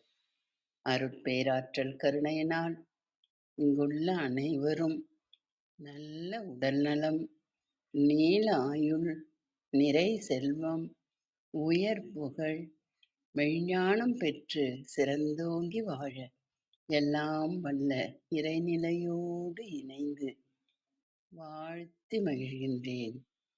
வாழ்க வளமுடன், வாழ்க வளமுடன், வாழ்க வளமுடன். இறை பேராற்றலே பக்கத்துணையாகவும் பக்கபலமாகவும் இருந்து வழி நடத்துவாராக. நன்றிகள் ஐயா. நன்றிங்கம்மா, இன்னைக்கு நன்றிங்கம்மா, நன்றிங்கம்மா. ஐயா இன்னைக்கு அத்திப்பழம் விஸ்வநாதன் ஐயா அவங்க இன்னைக்கு நிறைய நிலம் சார்ந்த விஷயத்தை பற்றி தான் பேசியிருப்பாங்க. ஏன்னா நான் கொஞ்சம் லேட்டாக தான் இணைஞ்சேங்க ஐயா. ஆனால் எங்கே நேரம் ஆயிடுமோன்னு ஒரு சின்ன சின்ன வேலையில் இருந்ததுனால வர முடியலைங்க ஐயா. இருந்தாலும் வந்து வாழ்த்தாம விடக்கூடாதுன்னு வந்துட்டேன். நன்றி. நிலம், நீர், நெருப்பு, காற்று, விண், இந்த 5 பஞ்சபூதங்கள் அடங்கிய இந்த மண் வளத்தை பற்றி தான் ஐயா பேசியிருப்பாங்க. இப்போ நம்ம என்ன உணரணும் அப்படின்னா, இந்த மண்ணில் நம்ம வாழ்ந்துட்டு இருக்கோம். உலக உருண்டையான இந்த மண் மீது வாழ்ந்துட்டு இருக்கோம். அனைத்து வளங்களையும் பெற்று கொண்டிருக்கின்றோம். இந்த இயற்கையில வர ஒவ்வொரு பொருளையும் நம்ம அனுபவிச்சுட்டு இருக்கோம். தினந்தோறும் அனுபவிக்கிறோம். நிறைய விஷயங்களிலிருந்து நம்ம நலன் பெற்று வருகிறோம். இதுதான் உண்மை. இந்த உறவுகள்ங்கிறது இயற்கை உறவுகள். நம்ம இந்த இயற்கைக்கு எவ்வளவுதான் கஷ்டம் கொடுத்தாலும் அந்த இயற்கை நமக்கு திரும்ப நன்மையே செய்து கொண்டிருக்கும். அதுதான் உண்மை. எப்படி அது நமக்கு கொடுக்குது, நம்ம என்ன செய்யறோம்? ஒரு நிலத்தை எடுத்துக்கிறோம், ஒரு நெல்லை எடுத்துப்போம். நெல் விதைக்க என்னென்ன செய்யறோம்? தண்ணி பாய்ச்சுறோம், அது மண்வெட்டியால கொத்துறோம், ஏர் உழறோம். ஒரு நிலத்துல ஒரே ஒரு பகுதியில, ஒரு சின்ன பகுதியில நம்ம எடுத்து இவ்வளவு கஷ்டங்களையும் அந்த பூமி தாய்க்குன்னு சொல்லலாம் கொடுக்குறோம். அது பாருங்களேன், நம்ம என்ன வேணும்னாலும் அது என்ன செய்யுது திரும்ப நமக்கு. அதுதான் பூமி தாயின்னு பேர் வந்தது. அதே மாதிரி அம்மா குடும்பத்துல இருக்காங்கன்னா அந்த தாய்க்கு குழந்தைங்களுக்கு என்ன செய்யணும்னு பார்த்து பார்த்து செய்வாங்க. அதே மாதிரி தான் மண் வளம், பூமி தாய் நமக்கு பார்த்து பார்த்து பார்த்து ஒவ்வொன்றையும் செய்துட்டு இருக்காங்க. இதுதான் உண்மை.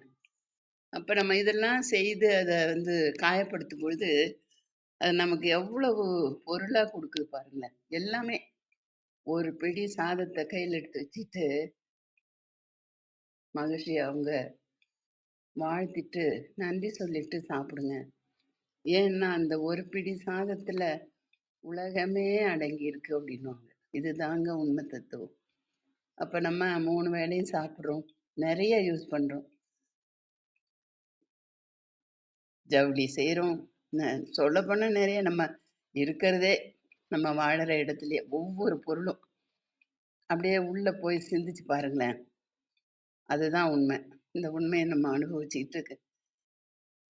இன்னா செய்தாரை ஒருத்தல் அவர் நான நன்னயம் செய்துவிடல் அப்படின்னு நினைச்சுதான் பூமி தாய் நமக்கு அந்த இயற்கை கொடுத்துட்டு இருக்காங்க. அவங்களுக்கு நம்ம நன்றி சொல்லணும். ஐயா அதை தான் வந்து விளக்கமா பேசியிருப்பாங்கன்னு நினைக்கிறேன். தவறா இருந்தா சரி. உண்மைம்மா உண்மைம்மா. அதை பற்றி தான் நம்ம வந்து பேசணும். அது உங்களுக்கு தெரியாத ஒன்றும் இல்லை. இந்த பிரம்மத்தை பற்றி நீங்கள் ரொம்ப சிறப்பாக பேசுவீங்க. அதுதாம்மா. நன்றிங்கம்மா. அதுதாங்க ஐயா உணர்ந்தேன். ஐயா வந்து இதுதான் பேசியிருப்பாங்க. ஆனா கேட்கலைங்க ஐயா ஒண்ணுமே. ஒண்ணுமே நான் கடைசியில கேள்வி பதில் இருந்தா கேளுங்கன்னு நீங்க பாருங்க. அந்த நேரம் தான் வந்தேன்னா பாருங்களேன். இருந்தாலும் அதான் அந்த ட்ரெயினை விட்டுடக்கூடாது, ஓடி ஏறுவாங்க இல்லையா? அந்த மாதிரி ஒரு சுச்சுவேஷன் ஓடிட்டு இருக்கு வீட்ல. வேலை நடந்துட்டு இருக்கு, வீடு வெயிட் வாஷ் பண்றாங்க. அதுல கொஞ்சம் சின்ன சின்ன பகுதி என்னால ஆனது செய்துட்டு இருக்கேன். அம்மா, இருந்தாலும் நீங்கள் விளக்கமே சொல்ல வேண்டியதில்லை. உங்களோட இந்த வயசுக்கும் வந்து நீங்கள் வந்து அடுத்தவங்கள வாழ்த்தணும், அடுத்தவங்க நல்லா இருக்கணும், இந்த நாடு நல்லா இருக்கணும் அப்படின்ட்டு ஒரு வயசு பிள்ளைங்க கூட வந்து எத்தனையோ இப்போ இதை வந்து நம்ம சரித்திரம் படைப்போலில் போட்டோம், நிறைய குரூப்பில் வந்து இது மாதிரி நிகழ்வு நடக்குதுங்கிறத பண்ணணும். பட் வந்து வந்தது பார்த்தீங்கன்னா நல்ல உள்ளங்கள் ஒரு 20 பேர் வந்திருந்தாலுமே நீங்கள் வந்து பர்டிகுலராக வந்து இதை செய்யணுங்கிற அந்த உந்துதலோட இருக்கிறதுனால தான் இந்த மழை பெய்யுதுன்னு கூட சொல்லுவாங்க. அதனால உங்களோட இதுக்கு வந்து ரொம்ப மகிழ்ச்சி, நன்றி, வணக்கங்கள், வாழ்த்துக்கள்மா. நன்றி நன்றிங்க ஐயா. ரொம்ப பெருமையா இருக்குங்க ஐயா. இப்போ உங்க சேவைகளும் நீங்களும் உங்கள் அன்பு குடும்பமும் குழந்தைகளும் நல்ல உடல்நலம், நீல ஆயுள், நிறை செல்வம், உயர் புகழ், விஞ்ஞானம் பெற்று சிறந்தோங்கி வாழ எல்லாம் வல்ல இறைநிலையோடு இணைந்து வாழ்த்தி மகிழ்கின்றேன். வாழ்க வளமுடன், வாழ்க வளமுடன், வாழ்க வளமுடன். நன்றிகள் ஐயா. இந்த மாதிரி சிறு சிறு விதைகளை வந்து சரித்திரம் படைப்போம் தளத்தில் விதைக்கணும்னு கேட்டுக்கிறேங்க ஐயா. நன்றி.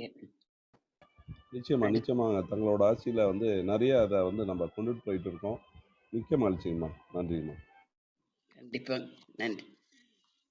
அம்மா கற்பகவல்லி அவங்க இன்னைக்கு ஒரு சந்தோஷமான நாள்னே சொல்லணும். அந்த படத்துக்கு நான் கண்டிப்பா தேட்டர்ல போய் பார்ப்பேன்னு சொல்லியிருக்கிறேன். என்னை கூட்டிட்டு போகணும் அப்படின்னு. கண்டிப்பா நான் போய் பார்ப்பேம்மா. என்னுடைய பணி என்னன்னா அந்த படத்துக்கு நீங்க எல்லாம் கதை எழுதுறீங்க, என்னென்னமோ செய்து எவ்வளோ கஷ்டப்பட்டு ஒவ்வொரு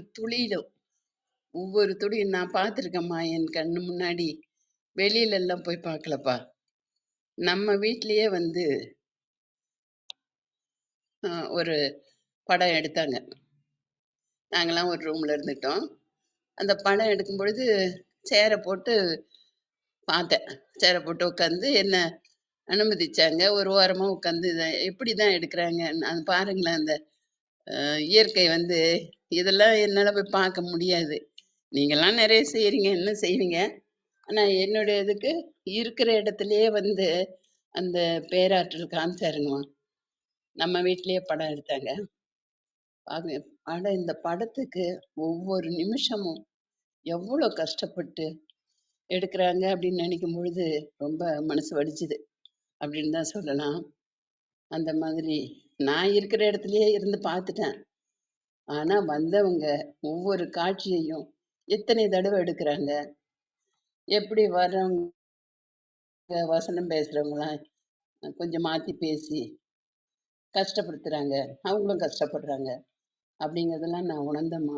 அப்படி இருக்கும் பொழுது அஹ், உங்க வீ- வீட் அஹ், வாழ்க்கை துணை ஜேசு சுந்தரம் ராஜா ஐயா அவங்க எவ்வளோ ஒரு முன்னாடி நின்று ஐயா ஆரோக்கியம் அப்படின்ட்டு ஐயா அவங்களும் அதுக்கு அவர்களால முடிஞ்ச உதவிகளை செய்து இந்த படத்தை எடுத்துட்டீங்கன்னா கண்டிப்பா எங்க குடும்பத்தோட போயிட்டு இந்த படத்தை பார்ப்போம். இந்த படத்தை வந்து நான் இப்ப வாழ்த்துறேம்மா. அந்த பாக்கியம் எனக்கு கொடுத்துருக்காரு கடவுள். அவரு தான் வாழ்த்துறாரு எனக்குள்ள இருந்து. நான் ஒரு கருவிதான். அப்படியே கண்களை மூடி ஒரு நிமிஷம் இருங்க.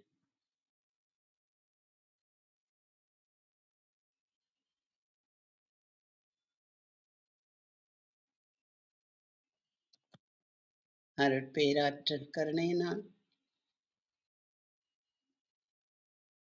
இரவும் பகலும் எல்லா நேரங்களிலும் எல்லா இடங்களிலும் எல்லா தொழில்களிலும் உறுதுணையாகவும் பாதுகாப்பாகவும் வழிநடத்தியாகவும் அமையுமாக.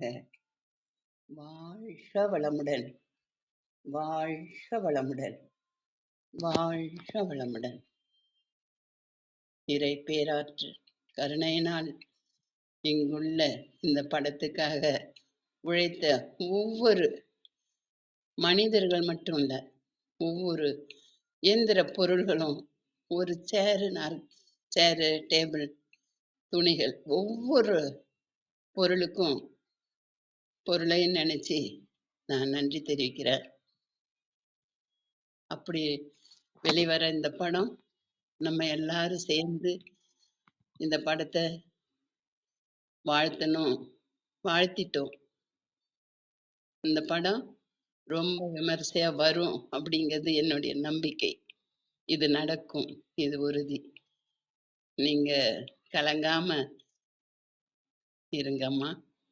ஐயா அவங்களும் இந்த மாதிரி திரைப்பட அடிக்கடி செய்யணும் அப்படின்னு நான் கேட்டுக்கிறேன். உங்களுக்கெல்லாம் வயசு இருக்கு, சாமர்த்தியம் இருக்கு, செய்வீங்க அப்படின்ற நம்பிக்கை எனக்கு இருக்கு. அதனால செய்யணும், இதுதான் என்னுடைய ஆசை. நான் நாங்கள் எங்கள் குடும்பத்தோட எங்கள் பொண்ணுங்க அவங்க எல்லாருமே இந்த படத்தை பார்ப்போம். ஆனால் கொஞ்சம் கூட்டம் குறைஞ்ச பிறகு போகலாம் அப்படின்னு அப்படி ஒரு கற்பனை இருக்குது எனக்கு, அந்த கூட்டத்தில் ஏன் போகிறோம் அப்படின்னு. அதுவும் நான் உணர்ந்தது தான் அப்படின்னு சொல்லிக்கிறேன். இந்த படம் நல்லா வரும் அப்படிங்கிற எண்ணத்தை நம்ம அனைவரும் சேர்ந்து போடணும் அப்படின்னு நான் கேட்டுக்கிறேன். ஒவ்வொருத்தவங்களும் சரித்திரம் படிச்சிட்டு இருக்காங்க. இந்த தளத்தில் பார்த்தா இப்போ ஐயா விஸ்வநாதன் பாருங்களேன், அவர் ஒரு விதம். ஆரோக்கிய பிரீட்டா ஐயா, அவரை தான் நான் ஆலமரம்னே சொல்லிட்டேன். அந்த ஆலமரத்துக்கு என்ன ஆகும்னா 1000 பறவைகள் அங்கே இழப்பாருதுன்னு ஒரு கவி. ஆனா அந்த ஆலமரத்துல நம்ம எல்லாரும் தங்கி நம்மளால முடிஞ்சதை செய்ய ஐயா நிழல் கொடுக்குறாங்கன்னு சொல்லியிருக்கேன். அந்த மாதிரி ஒவ்வொருத்தரும் சரித்திரம் படிச்சுட்டு இருக்கோம். இவர் ராமச்சந்திரன் ஐயா தளத்துக்கு வந்துட்டாங்க அப்படின்னா அவங்க பாடணும் பாடணும் பாடணும், என் மனசு அப்படியே வீட்டுக்குள்ள சொல்லும், அவர் பாடிடுவார். இதுதான் உண்மை. எல்லாம் எவ்வளோ அடங்கியிருப்பாருங்க. காசி ஆறுமுகம் ஐயா அவங்களும் அப்படிதான். பேச ஆரம்பிச்சாங்கன்னா எங்க போய் நிறுத்துவாங்க, அப்படியே பொறுமையா நிதானமா அந்த குரல் எவ்வளோ அழகா இருக்கும். ரொம்ப ரசிப்பேன். நன்றிகள் ஐயா. இந்த மாதிரி நம்ம ஒவ்வொருத்தரும் இன்னும் மீதி இருக்கிறவங்க எல்லாருமே ஒவ்வொரு விதத்துல சரித்திரம் படைக்கிறாங்க அப்படின்னு தான் நான் சொல்லுவேன். நான் அறிந்த உண்மை இது. நம்ம எல்லாரும் படத்துக்கு போகலாம் வாங்க. நன்றி. வாழ்க வளமுடன். நம்மளால முடிஞ்சதை செய்வோம். நன்றி நன்றி நன்றி. வாழ்க வளம். நன்றி இல்லம்மா. நன்றிங்கம்மா. உங்கள் பேரன்புக்கும் ஆசீர்வாதங்களுக்கும் மிக்க மிக்க நன்றிங்கம்மா. நிச்சயமா படத்தை பார்த்துட்டு அப்புறமா சொல்லுங்கம்மா. உங்கள் அன்பான வாழ்த்துக்கும் கருத்துக்களுக்கும் மிக்க நன்றி. ராமச்சந்திரன் ஐயா வணக்கம், நீங்க பேசலாம். அம்மா வணக்கம். சரித்திரம் படைப்போம் தளத்தின் அன்பு உறவுகள் அனைவருக்கும் இனிய காலை வணக்கம். இந்த சமூகத்திற்கு தேவை என்னவென்பதை பார்த்து பார்த்து அது தொடர்பான ஆளுமைகளை இந்த சரித்திரம் படைப்போம் தளத்தின் மூலம் அறிமுகப்படுத்தி சேவை செய்து கொண்டிருக்கும் தளத்தின் நிர்வாகத்தினருக்கு முதற்க என்னுடைய நன்றியையும் வணக்கத்தையும் வாழ்த்துக்களையும் தெரிவித்துக் கொள்கிறேன். அடுத்தபடி அத்திப்பழம், ஒரு மருத்துவ குணம் வாய்ந்த அந்த அத்திப்பழத்தின் பெயரை புனைப்பெயராக வைத்துக் கொண்டிருக்கிற ஐயா விஸ்வநாதன் அவருடைய உரையை முழுமையாக கேட்க முடிந்தது. இது எனக்கு கிடைத்த பாக்கியமாக நினைக்கிறேன். இப்படிப்பட்ட இக்கால சூழலில் இயற்கை தினமும் நாம் எங்கு சென்றாலும் அந்த பிளாஸ்டிக் கழிவுகளையும் மற்ற இயற்கையை அழிக்கக்கூடிய பெரும்பாலான நிகழ்வுகள் சமூகத்தில் நடப்பதை பார்த்து கொண்டு போகும்போதெல்லாம் அந்த பாரதியின் நெஞ்சு பொறுக்குதில்லையே, அந்த நினைவுகளோடு கடந்து செல்ல வேண்டிய சூழல். இப்படிப்பட்ட காலகட்டத்தில் அதாவது மரம் வளர்ப்போம் மனிதம் காப்போம், ரொம்ப அற்புதமான ஒரு வரிகள். நான் கூட இந்த எங்க அரசு துறையில பிஎஃப்னு ஒரு இது இருக்கும், ப்ராவிடென்ட் ஃபண்ட், அதாவது வைப்பு நிதி. இப்படிதான் நான் சொல்றது, இந்த மரம் வளர்க்கறது வந்து நம்ம சமூகத்துக்காக, நம்முடைய பிள்ளைகளுக்காக, வருங்கால குழந்தைகளுக்காக நிரந்தரமாக சேர்த்து வைக்கின்ற வருங்கால வைப்பு நிதி. இதை வைப்பு நிதின்னு தான் சொல்லணும். நம்ம எதையோ சேர்த்து வைக்கிறோம், அதெல்லாம் அழிஞ்சு போயிடும். வருங்காலத்துல குழந்தைங்களுக்கு வந்து காத்து கிடைக்காது இருக்கிற சூழலை பார்க்கும்போது. அதனால மரம் வளர்க்குறது எவ்வளவு முக்கியன்றது ஐயா ரொம்ப அற்புதமா சொன்னாரு. அதாவது கேள்விகள் இருந்தா கேட்கணும்னு சொன்னாரு. நம்ம இப்ப அந்த நம்ம குடியிருக்கிற பகுதியில இது மாதிரியான விஷயங்கள்லாம் பண்ணிட்டு இருக்கோம். அது நிறைய வீணா போயிடுது, அந்த மாடுகள்லாம் வந்து மேய்ஞ்சி வீணா போயிடுது. அது எது மாதிரியான மரங்கள் வளர்க்கணும்? இப்ப கூட சென்ற வாரம் கூட பார்க், நம்ம பகுதியில் இருக்கிற பார்க்லாம் சரி பண்ணிட்டு மர வளர்க்க தயார் பண்ணி வச்சிருக்கோம். ஏற்கனவே ஒண்ணு பண்ணோம், அது வந்து நிறைய மாடுகள் வந்து வீணா போயிடுது, நிறைய செலவு பண்ணியிருக்கோம். ஆனா உங்களுடைய யுத்திகள் கொஞ்சம் சொல்லணும், எது மாதிரியான மரங்கள் வளர்க்கணும், அது மாதிரியான கொஞ்சம் நீங்க ஐயா வந்து கடைசியில அந்த ஒரு அறிவுரை எங்களுக்கு வேணும். ரொம்ப அற்புதமான காலை பொழுது, ரொம்ப மகிழ்ச்சியா இருக்குது. நமக்கு பிடிச்ச ஒரு சப்ஜெக்ட் ஐயா தெரிஞ்சுக்க முடிஞ்சது, ரொம்ப மகிழ்ச்சிங்க ஐயா. அதுக்கப்புறம் இந்த பிளாஸ்டிக் பத்திலாம் கூட சொன்னீங்க. நேற்று கூட என்னுடைய துணைவியாருடைய டிபார்ட்மெண்டல் ஸ்டோர் போகும்போது நான் பாட்டுன்னு நின்றுட்டு இருந்தேன். அவங்க என்ன ஒரு என்னங்க பேசாம இருக்கீங்க, இதை எடுத்து போடுங்கன்னு. ஏன்னா ஒவ்வொரு 100 கிராம் 50 கிராமுக்கெல்லாம் ஒவ்வொன்றுக்கும் ஒரு பிளாஸ்டிக் பிளாஸ்டிக் பிளாஸ்டிக் மனசு கஷ்டத்தோடு தான் அப்படியே அவங்களோட கூட போயிட்டு வந்து இது எப்படி தவிர்க்கிறது, இது தொடர்பான விஷயங்களையும் கொஞ்சம் ஐயா வந்து கடைசியில பகிரும்படி கேட்டுக்கொள்கிறேன். மிகவும் மகிழ்ச்சி. அம்மா கற்பவல்லி அம்மா நேற்று ஒரு நிகழ்வுல இந்த வள்ளுவம் போற்றுவோம் தான் நினைக்கிறேன், நம்ம ஜோதி பாக்குறதுக்காக தேடிட்டு போகும்போது வள்ளுவம் போற்றுவோம்ல இருந்தாங்க பாடகர் நம்ம கண்ணம்மாவை. அப்ப அதுல வந்து ஒரு விஷயம் அதுல பேசிட்டு இருந்தாங்க. அப்ப நம்ம ஜோதி வந்து எல்லார பத்தியும் அழகா, நம்ம தளத்தை பத்தி எல்லாம் கூட அழகா அங்க வந்து ஸ்பீச் கொடுத்துட்டு இருந்தாங்க. அப்போ வந்து நம்ம சகோதரி கற்பக அம்மாவை பத்தி ஒரு இது கேட்டாங்க. கவனகர் கற்பகவல்லி அப்படின்ற மாதிரி ஜாகிர் ஐயா வந்து அம்மாவை பத்தி சொல்லியிருந்தாரு. இப்படி நம்ம தளத்துல எவ்வளவு ஒரு மகிழ்ச்சியான விஷயம், ரொம்ப விஷயம், நல்ல நல்ல விஷயங்கள்லாம் நம்ம இந்த சமூகத்துக்கு கொண்டு போயிருக்காங்க. மீண்டும் ஒரு முறை தான் தளத்திற்கு வாழ்த்துக்கள். ஒரு இனிய பாடலுடன்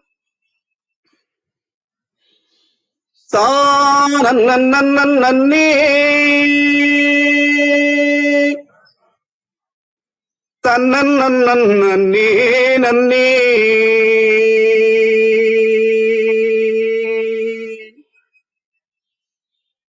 தன்னே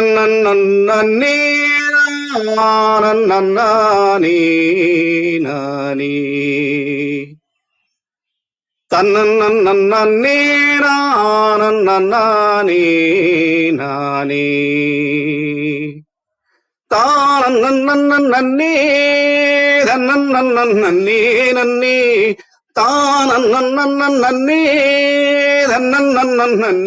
தானே தன்னே நன்னே தன்னே நானே நானே தன்னே நானே நானே. ஆத்துக்கு அந்தண்டையே அன்னம் வச்ச தின்னும் புள்ளி, ஆத்துக்கு அந்தண்டையே அன்னம் வச்ச தின்னும் புள்ளி, அன்னம் புள்ள வாடினாலும் எம்மாடி எம்மாடி, தென்னம்புள்ள வாடலாமோ எம்மாடி எம்மாடி, அன்னம்புள்ள வாடினாலும் எம்மாடி எம்மாடி, தென்னம்புள்ள வாடலாமோ எம்மாடி எம்மாடி. மடுவுக்கு இந்தண்டையே மாமன் வச்ச மாங்காமரம், மடுவுக்கு இந்தண்டையே மாமன் வச்ச மாங்காமரம், மாமன் மானம் வாடினாலும் எம்மாடி எம்மாடி, மாங்காமரம் வாடலாமோ எம்மாடி எம்மாடி, மாமன் மானம் வாடினாலும் எம்மாடி எம்மாடி மாங்காமரம் வாடலாமோ எம்மாடி எம்மாடி ஆத்துக்கு அந்தண்டையே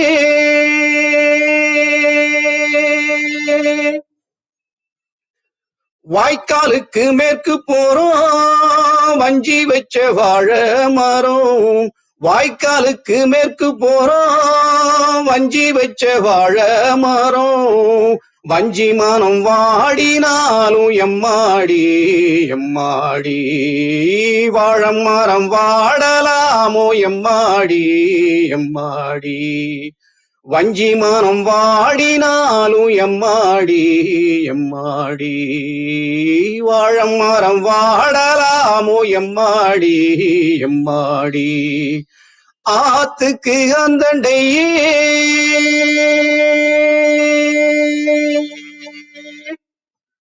நன்றி நன்றி நன்றி. அதேபோல் அன்பு சகோதரி கற்பகவல்லி அம்மா அவர்கள் கணவர் ஜேசு சுந்தரமாறன் ஐயா அவர்களுடைய காயல் திரைப்படம் இது கண்டிப்பாக ஒரு வெற்றி படமாக அமையும். ஏன்னா சமூகத்திற்கு தேவையான ஒரு செய்தியை ஐயா அந்த தமயந்தி எழுத்தாளர் தமயந்தி அம்மா அவர்கள் மூலமா அந்த சமூகத்திற்கு கொடுத்திருக்காங்க. கண்டிப்பா அந்த படம் வெற்றி படம். நமது வாழ்த்துக்கள். நன்றி. வாய்ப்புக்கு நன்றி. வாழ்க வையகம், வாழ்க வளமுடன். நன்றிங்கய்யா, அருமையான பாடல்ங்கய்யா. ஐயா பேசின அந்த உரைக்கு ஏத்த மாதிரியே அழகா இந்த பாட்டெல்லாம் கேட்டது இல்லைங்கய்யா, அவ்வளவு சிறப்பா இருந்தது. நன்றிங்கய்யா. விஸ்வநாதன் ஐயா, நீங்க பேசுறீங்களா? நல்லதுங்கய்யா, மிக்க மகிழ்ச்சி, மிக்க நன்றிங்கய்யா. மிகச்சிறப்பான அந்த பாடல், இந்த குரல்லாம் வந்து எல்லாம் அந்த நாட்டில் இருந்து போய்கிட்டு இருக்கு. பட் இது கேட்கும்போது உள்ளபடியே மற்றற்ற மகிழ்ச்சி. தென்னைமரம் வாடாமல் இருக்கணும் அப்படின்னு சொல்லி பண்ணும்போது இதுதான் நான் ஒவ்வொரு தோட்டத்துக்கு போகிற இடத்துல எல்லாம் இதை சொல்லிக்கிட்டே இருப்பேன். அதை கேட்கும்போது மாமன் மனம் வாடினாலும் வந்து தென்னை மரம் வந்து வாடக்கூடாது அப்படின்னு. அது உண்மைதாங்க. அதாவது எல்லா மரங்களையும் மரங்கள்னு சொல்லுவோம், ஆனால் தென்னையை மட்டும் தென்னை பிள்ளைன்னு சொல்லுவோம். அதுக்கு காரணம் என்னன்னா, அந்த நம்ம பிள்ளைங்க கூட வந்து நாளைக்கு பயன் தருவாங்களா தரமாட்டாங்களான்னு தெரியாது. பட் இந்த தென்னை மரத்துக்கு நாம் கரெக்டாக அந்த நீர் மேலாண்மை, உர மேலாண்மை செஞ்சோம் அப்படின்னா அது நிச்சயமாக எந்த ஒரு பிரதிபலனும் பார்க்காம நாம் போடக்கூடிய காய் ஒரே காய் தாங்க. அதுதான் வந்து மரமாக வளர்ந்து விருட்சமாக 100 வருஷம் வரைக்கும் கூட நம்ம போகிற தோட்டத்துல எல்லாம் வந்து இந்த காய் கொடுத்துட்டு இருக்கு அப்படிங்கிற அந்த இதையும் பார்த்து, அதே மாதிரி வஞ்சி வச்ச வாழை மரம் வாடக்கூடாது, வஞ்சி மரம் வாடினாலும் வஞ்சி வச்ச வாழை மரம் வாழக்கூடாதுன்னு கேட்கும்போதே அப்படியே மனசில் மகிழ்ச்சி ஊட்டெடுக்குது. மிக்க மகிழ்ச்சி, மிக்க நன்றிங்கய்யா. அது மட்டும் இல்லாமல் நீங்கள் இந்த மரம் வளர்ப்பை சொல்லியிருந்தீங்க, அது உண்மைதாங்கய்யா. அது என்னன்னா எல்லாமே வந்து ஒரு ஜான் மரம், ஒரு முளை கண்ணை வந்து நிறைய பேர் மரம் வளர்ப்போம், மரம் நடுவோம்னு சொல்லிட்டு ஏராளமான இதை வந்து இயக்கங்கள் வந்து வைக்கிறாங்க. நான் இது வரைக்கும் 10 லட்சம் கன்று வச்சுட்டோம், 20 லட்சம் கன்று வச்சுட்டோம், 30 லட்சம் கன்று வச்சுட்டோம்னு சொல்லிட்டு நிறைய அமைப்புகள் வந்து செய்கிறாங்க. அது தப்பு இல்லை. பட்டு அது என்னன்னா அது வளர்றதில்ல, வைக்கிறத கூட முடிஞ்சு போயிடுது. இப்போ ஒவ்வொரு இயக்கங்களும் சொல்கிற இந்த இத்தனை லட்சம் மரம்லாம் வச்சுருந்தா தமிழ்நாடு என்றைக்கோ சோலைவனம் ஆகியிருக்கணும். இந்த இதை வந்து எனக்கு மனசில் இதானதுனால தான் நான் இதை கூட சொன்னேன். இந்த ரோட்டரி ஹால்லையோ ஒரு ஸ்கூல்லையோ மரம் நடுவிழான்னு வைக்காதீங்க, மரம் வளர்ப்பு விழான்னு போடுங்க. அந்த தலைப்பையே போடும்போது நம்ம மண்டையில் ஒரு கொட்டின மாதிரி இருக்கும் ஒவ்வொருத்தரோட மண்டையிலையும் அப்படின்னு சொல்லுவேன். அது உண்மைதாங்க. என்னன்னா நல்லா வளர்ந்த ஒரு 10 அடி அளவுக்கு வளர்ந்த மரங்களை வந்து அது இப்போல்லாம் கிடைக்குதுங்க. அதெல்லாம் வந்து இப்போ நாமளே கமர்ஷியலாகவும் கொடுக்குறோங்க. இதாக இருக்கும். இப்போ ஒரு சில இயக்கங்கள் வந்து இது வச்சா வேஸ்ட்டாக போகுது அப்படின்னு சொல்லிட்டு நல்லா காசு கொடுத்தும் வாங்குறாங்க. அது மாதிரி வச்சு பண்ணும்போது இந்த ஆடு மாடுகள் வந்து இப்போ எங்கள் வீதியிலேயே இப்போ ஒரு 6-7 வருஷமாக நானும் வருஷம் வந்து நம்ம ரோட்டரி சார்பாக வச்சு பண்ணுவோம். பட் இங்கே ஒரு 2 குடும்பம் பார்த்தீங்கன்னா ஒரு 50 ஆடுகளை வளர்க்குறாங்க, வெள்ளாடு. அது போனோன்னா அப்படி அவுத்து விட்டாங்கன்னா படன்னு ஒரே செகண்டில் கடிச்சிட்டு போயிருங்க. அவங்ககிட்ட ஒன்றும் சண்டை பண்ணி பிரயோஜனம் இல்லை, அவங்களோட வாழ்வாதாரம் அப்படி இருக்குது அப்படிங்கிறது. அதனால அதை பாதுகாக்கிறது, அவங்கள கடிக்கிறத விட அதை நம்ம பாதுகாக்கிறது நாம் தான் அது அப்படின்ட்டு நினைப்பேங்க. தீதும் நன்றும் பிறர் தர வாரா அப்படின்னு சொல்கிற மாதிரி அதை பண்ணலாம். என்னன்னா ஒரு 10 அடி வளர்ந்த மரங்களை நம்ம வச்சோம்னா இந்த இதை பண்ண முடியும். அது இல்லாமல் இந்த மாடுகள் வந்து வருது அப்படின்னா அதுக்கு கொஞ்ச நாளைக்கு வந்து அது வேலி மாதிரி ஏதோ ஒன்று செஞ்சோம்னா வலையெல்லாம் போட்டோம்னா நிச்சயமா நல்லா இருக்குங்கிறது என்னோட கருத்து. மரங்களை பற்றி கேட்டீங்க, என்னென்ன மரங்கள் வைக்கலாம்னு. நம்ம இப்போ பார்த்தீங்கன்னா அந்த காலத்தில் காமராஜர் காலத்தில் சரிங்க, இப்போ நாமெல்லாம் 50 வருஷத்துக்கு முன்னால் நான்லாம் படிக்கும்போது வந்து பார்த்தீங்கன்னா ஒவ்வொரு ஸ்கூல்லையுமே வந்து புங்க மரம் இருக்குங்க. இந்த புங்க மரம் வந்து அரச மரத்துக்கு அடுத்து அதிக ஆக்சிஜனை கொடுக்கக்கூடியது. நீங்க நினைச்சு பாருங்க, ஒவ்வொரு கிராமத்துலையும் இப்போ 40 வருஷத்துக்கு முன்னால அந்த ஸ்கூல்ல சின்ன ஸ்கூலா இருந்தா கூட 2 புங்க மரமாவது இருக்குங்க. அது வந்து கிளைகளோட இருக்கும், நிழலும் தரும். அந்த நிழல் அடியில தான் வந்து வாதியாருங்களாம் அப்போ சைக்கிள் வச்சிருக்கிறதே பெருசுங்க. அந்த சைக்கிளை கொண்டாந்து நிறுத்துவாங்க. அப்போ சைக்கிள் ஸ்டாண்டு கூட நிறைய ஸ்கூல்ல இருக்காது. அந்த மரத்துக்கு அடியில் சைக்கிளை நிறுத்திட்டு வருவாங்க. அதுதான் வந்து பிள்ளைங்க விளையாடுறதுக்கு வந்து கிளைகளாக பிரிஞ்சிருக்கும். அது மாதிரி புங்கன், பூவரசு, மகிழம், இலுப்பை, வேம்பு, ஈட்டி, அரச மரம், ஆலமரம். இந்த அரச மரம் ஆலமரங்கிறது வந்து பார்த்தீங்கன்னா ஒவ்வொரு ஊர்லேயுமே இந்த அரச மரம் இருக்கக்கூடியது. இந்த அரச மரம்னு அதுக்கு பேர் வந்த காரணமே அதிக ஆக்சிஜனை கொடுக்கறதுனால தான் வந்து அந்த அரச மரம் இருக்கு. ஊருக்கு ஒரு அரச மரம் வைங்க அப்படிங்கிறது பார்த்தீங்கன்னா வீட்டில் வந்து மரம் வச்சு வளர்க்குறாங்களோ இல்லையோ, அந்த ஒரு சின்ன கிராமத்துக்கு ஒரு அரச மரம் இருந்தாவே அந்த இதில் இருக்கக்கூடிய அனைவருக்குமே வந்து அந்த ஆக்சிஜன் கிடைக்கும் அப்படிங்கிறத வந்து அந்த காலத்தில் வந்து நம்ம உறவுகள் வந்து இதை வெளியில சொல்லாமையே வச்சுட்டாங்க. அதுதான் வந்து அந்த அரச மரத்தை வெட்டிடக்கூடாதுங்கிறதுக்கு தான் அந்த இடத்துல வந்து ஒரு விநாயகர் சிலையும் வச்சு, இந்த பக்கம் 2 நாகரையும் வச்சு அதை சுற்றி வாங்கன்னு சொல்றது. அது நம்ம நிறைய அமைப்புகள்ல பார்க்கலாங்க. யோகா இது எல்லாமே இந்த மூச்சை கவனிங்கன்னு சொல்லுவாங்க. இந்த மூச்சை கவனிக்கிறது அப்படிங்கிறதுலவே இந்த காத்து நல்ல சுகாதாரமான காத்து, சுத்தமான காத்து நம்ம நுரையீரலுக்கு போய் வந்து அதை வந்து நம்ம கவனிச்சோம்னாவே உடம்புல நோய்கள் மட்டும் இல்லை, குழந்தை பேர்ல இருந்து எல்லாமே கிடைக்குங்கிறதுக்காக தான் ஊருக்கு ஒரு அரச மரம் வைக்கிறது. ஆலமரங்கிறது வந்து பார்த்தீங்கன்னா நல்ல ஒரு இடம் வேணுங்க. குறைஞ்சது ஒரு ஒரு 1/4 ஏக்கர் அளவுக்கு 10,000 சதுரடி இருந்தால் அந்த இது பண்ணீங்கன்னா அது சுற்றி படர்ந்து வருங்க ஆலமரம். அது மாதிரி இடம் இருந்ததுன்னா ஆலமரம் வைக்கலாங்க. இது மாதிரி நிறைய மரங்கள் வைக்கலாம். நீங்கள் ஃப்ரீயாக இருக்கும்போது என்னோட இதுக்கு ஃபோன் நம்பர் கொடுத்துருக்கேன். இதில் நீங்கள் வாங்க, இன்னும் வந்து நிறைய இதை பற்றி செய்யலாம். நாமளும் வந்து அதுக்கு வேணுங்கிற ஹெல்ப் என்ன செய்ய முடியுமோ செய்யலாங்க. நன்றி, வணக்கம், வாழ்த்துக்கள், வாழ்க வளமுடன்.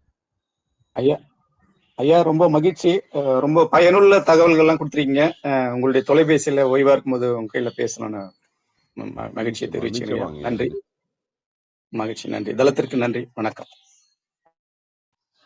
நன்றிங்க ஐயா. மிகவும் தெளிவான விளக்கங்கள் கொடுத்தீங்க. ராமச்சந்திரன் ஐயாவும் அருமையான கேள்வி கேட்டதுனால நிறைய பேருக்கு இன்னும் விளக்கங்கள் கிடைச்சது. நன்றிங்க ஐயா. விந்தியா கௌரி அம்மா வணக்கம், நீங்க பேசலாம். அனைவருக்கும் வணக்கம். இயற்கைய நம்ம பார்க்குறோம், இயற்கையோடு இயைந்து நம்ம வாழணும், இயற்கையை நாம ரசிக்கணும். ஐயா சொன்ன மாதிரி இயற்கைய அது அதுவா அப்படி இருக்கட்டும், அதுவே நல்லா வந்துடும். ஆனா நம்ம அழிக்கக்கூடாது, ஆக்க செயல்களைத்தான் நம்ம செய்யணும். மரம் நடுறோன்றதை விட மரத்தை வளர்க்கணும்.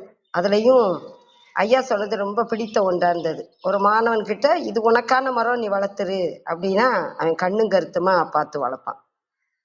இல்லைன்னா அவங்க தண்ணி ஊற்றுவாங்க, இவங்க தண்ணி ஊற்றுவாங்க, எனக்கு என்ன சொல்லலை, இந்த மாதிரி கூட சிலர் இருப்பாங்க. நல்ல ஏற்பாடு. மரம் நிறைய வளர்ந்து பல வகையான மரங்கள் வளர்ந்து இனி வருகின்ற தலைமுறைகள் காற்று கிடைக்கலன்ற ஒரு நெகட்டிவான ஒரு சொல்லாத அளவுக்கு, அதுக்காக பணம் செலவழிக்காத அளவுக்கு நம்ம வழி தோன்றல்களுக்கு இப்போவே பாதுகாப்பா, அதே சமயம் இயற்கையை நல்லா காப்பாற்றணும், மரங்களை நம்ம வளர்க்கணும். அதுதான் நமக்கு ரொம்ப உயிர் போன்றது. அதை ஐயா அருமையா எடுத்துரைத்தார்கள். ஐயா அவர்களுக்கு நன்றி. நிறைவாக மரத்தோட வகைகளை சொல்லி, அரச மரத்தோட நன்மைகள் மற்ற எல்லாமே, பூவரச மரம், புங்கை மரம் புண்ணியவான் வச்ச மரம் அப்படின்னு நாட்டுப்புற பாடல்ல வருங்க ஐயா. அந்த மரத்தை அன்றைய காலங்களில் ரொம்பவே வளர்த்துருக்காங்க. இப்போவும் மரம் நடுறவங்க அதை நட்டுறாங்க. தெருக்களையும் நட்டு நல்ல பெருசாக குளுமையாக இருக்குது, பறந்துபட்டு அது இருக்குது. நான் பார்ப்பேன். இந்த தளத்தில் ஒன்று மட்டும் பதிவிட்டு, இயற்கையை நம்ம ரசிக்கணும். இயற்கையை ரசிக்க ஆரம்பிச்சாலே அதனோட வளர்ச்சிக்கு நம்மளோட பங்கு அதிகமா இருக்கும். நம்மளை சுற்றி பசுமையா இருந்தா மனசுக்கு ரொம்ப குளுமையா இருக்கும், நம்ம வளமையா இருப்போம். எதிர்கால மக்கள் ரொம்ப மகிழ்வா இருப்பாங்க, உலகமே மேன்மையா இருக்கும். அதற்கான கருத்துக்களை எடுத்துரைத்த ஐயா அவர்களுக்கு நன்றி நன்றி நன்றி. நன்றிங்கம்மா, நன்றிங்கம்மா. அதாவது இயற்கையை நேசிக்கிறது மட்டும் இல்லை, ரசிப்போம். ரசிச்சாவே ஆட்டோமேட்டிக்காக அந்த நேசிக்கிற பக்குவம் வந்துடும் அப்படிங்கிறது ரொம்ப சிறப்பாக சொன்னீங்க. மிக்க மகிழ்ச்சி, மிக்க நன்றிங்கம்மா.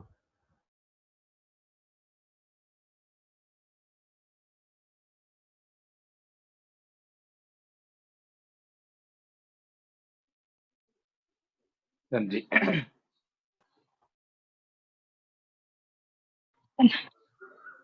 மிக்க நன்றிங்க தேகோரியம். உங்கள் அன்பான வாழ்த்துக்கும் கருத்துக்களுக்கும் மிக்க நன்றி.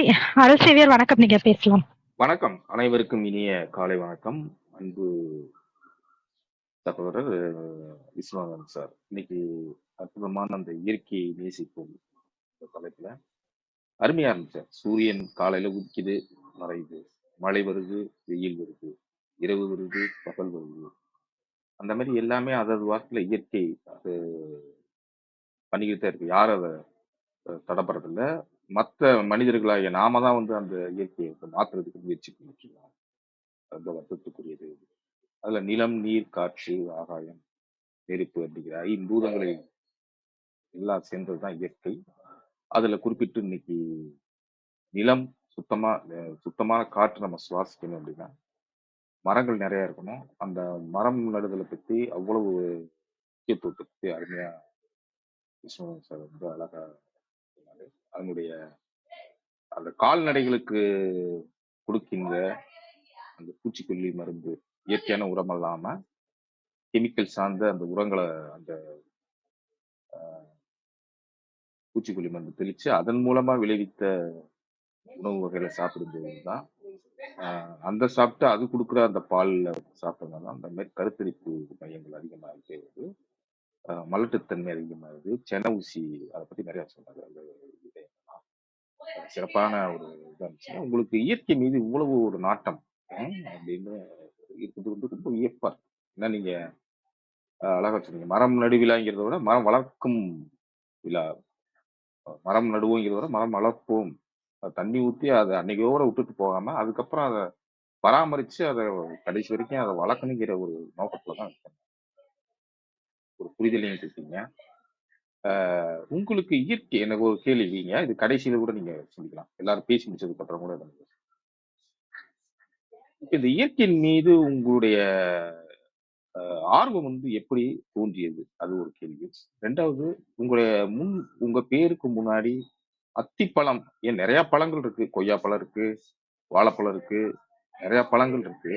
ஆனா நீங்க அத்திப்பழம் விஸ்வநாதன் அப்படிங்கிற அந்த உங்க பேருக்கு முன்னாடி உள்ள அந்த அத்திப்பழம், அது ஏன் அந்த அத்திப்பழத்தை தேர்ந்தெடுத்தீங்க? அந்த அத்திப்பழம் விஸ்வநாதன் சொன்னாதான் நிறைய பேருக்கு ஈரோட்டில் தெரியும்.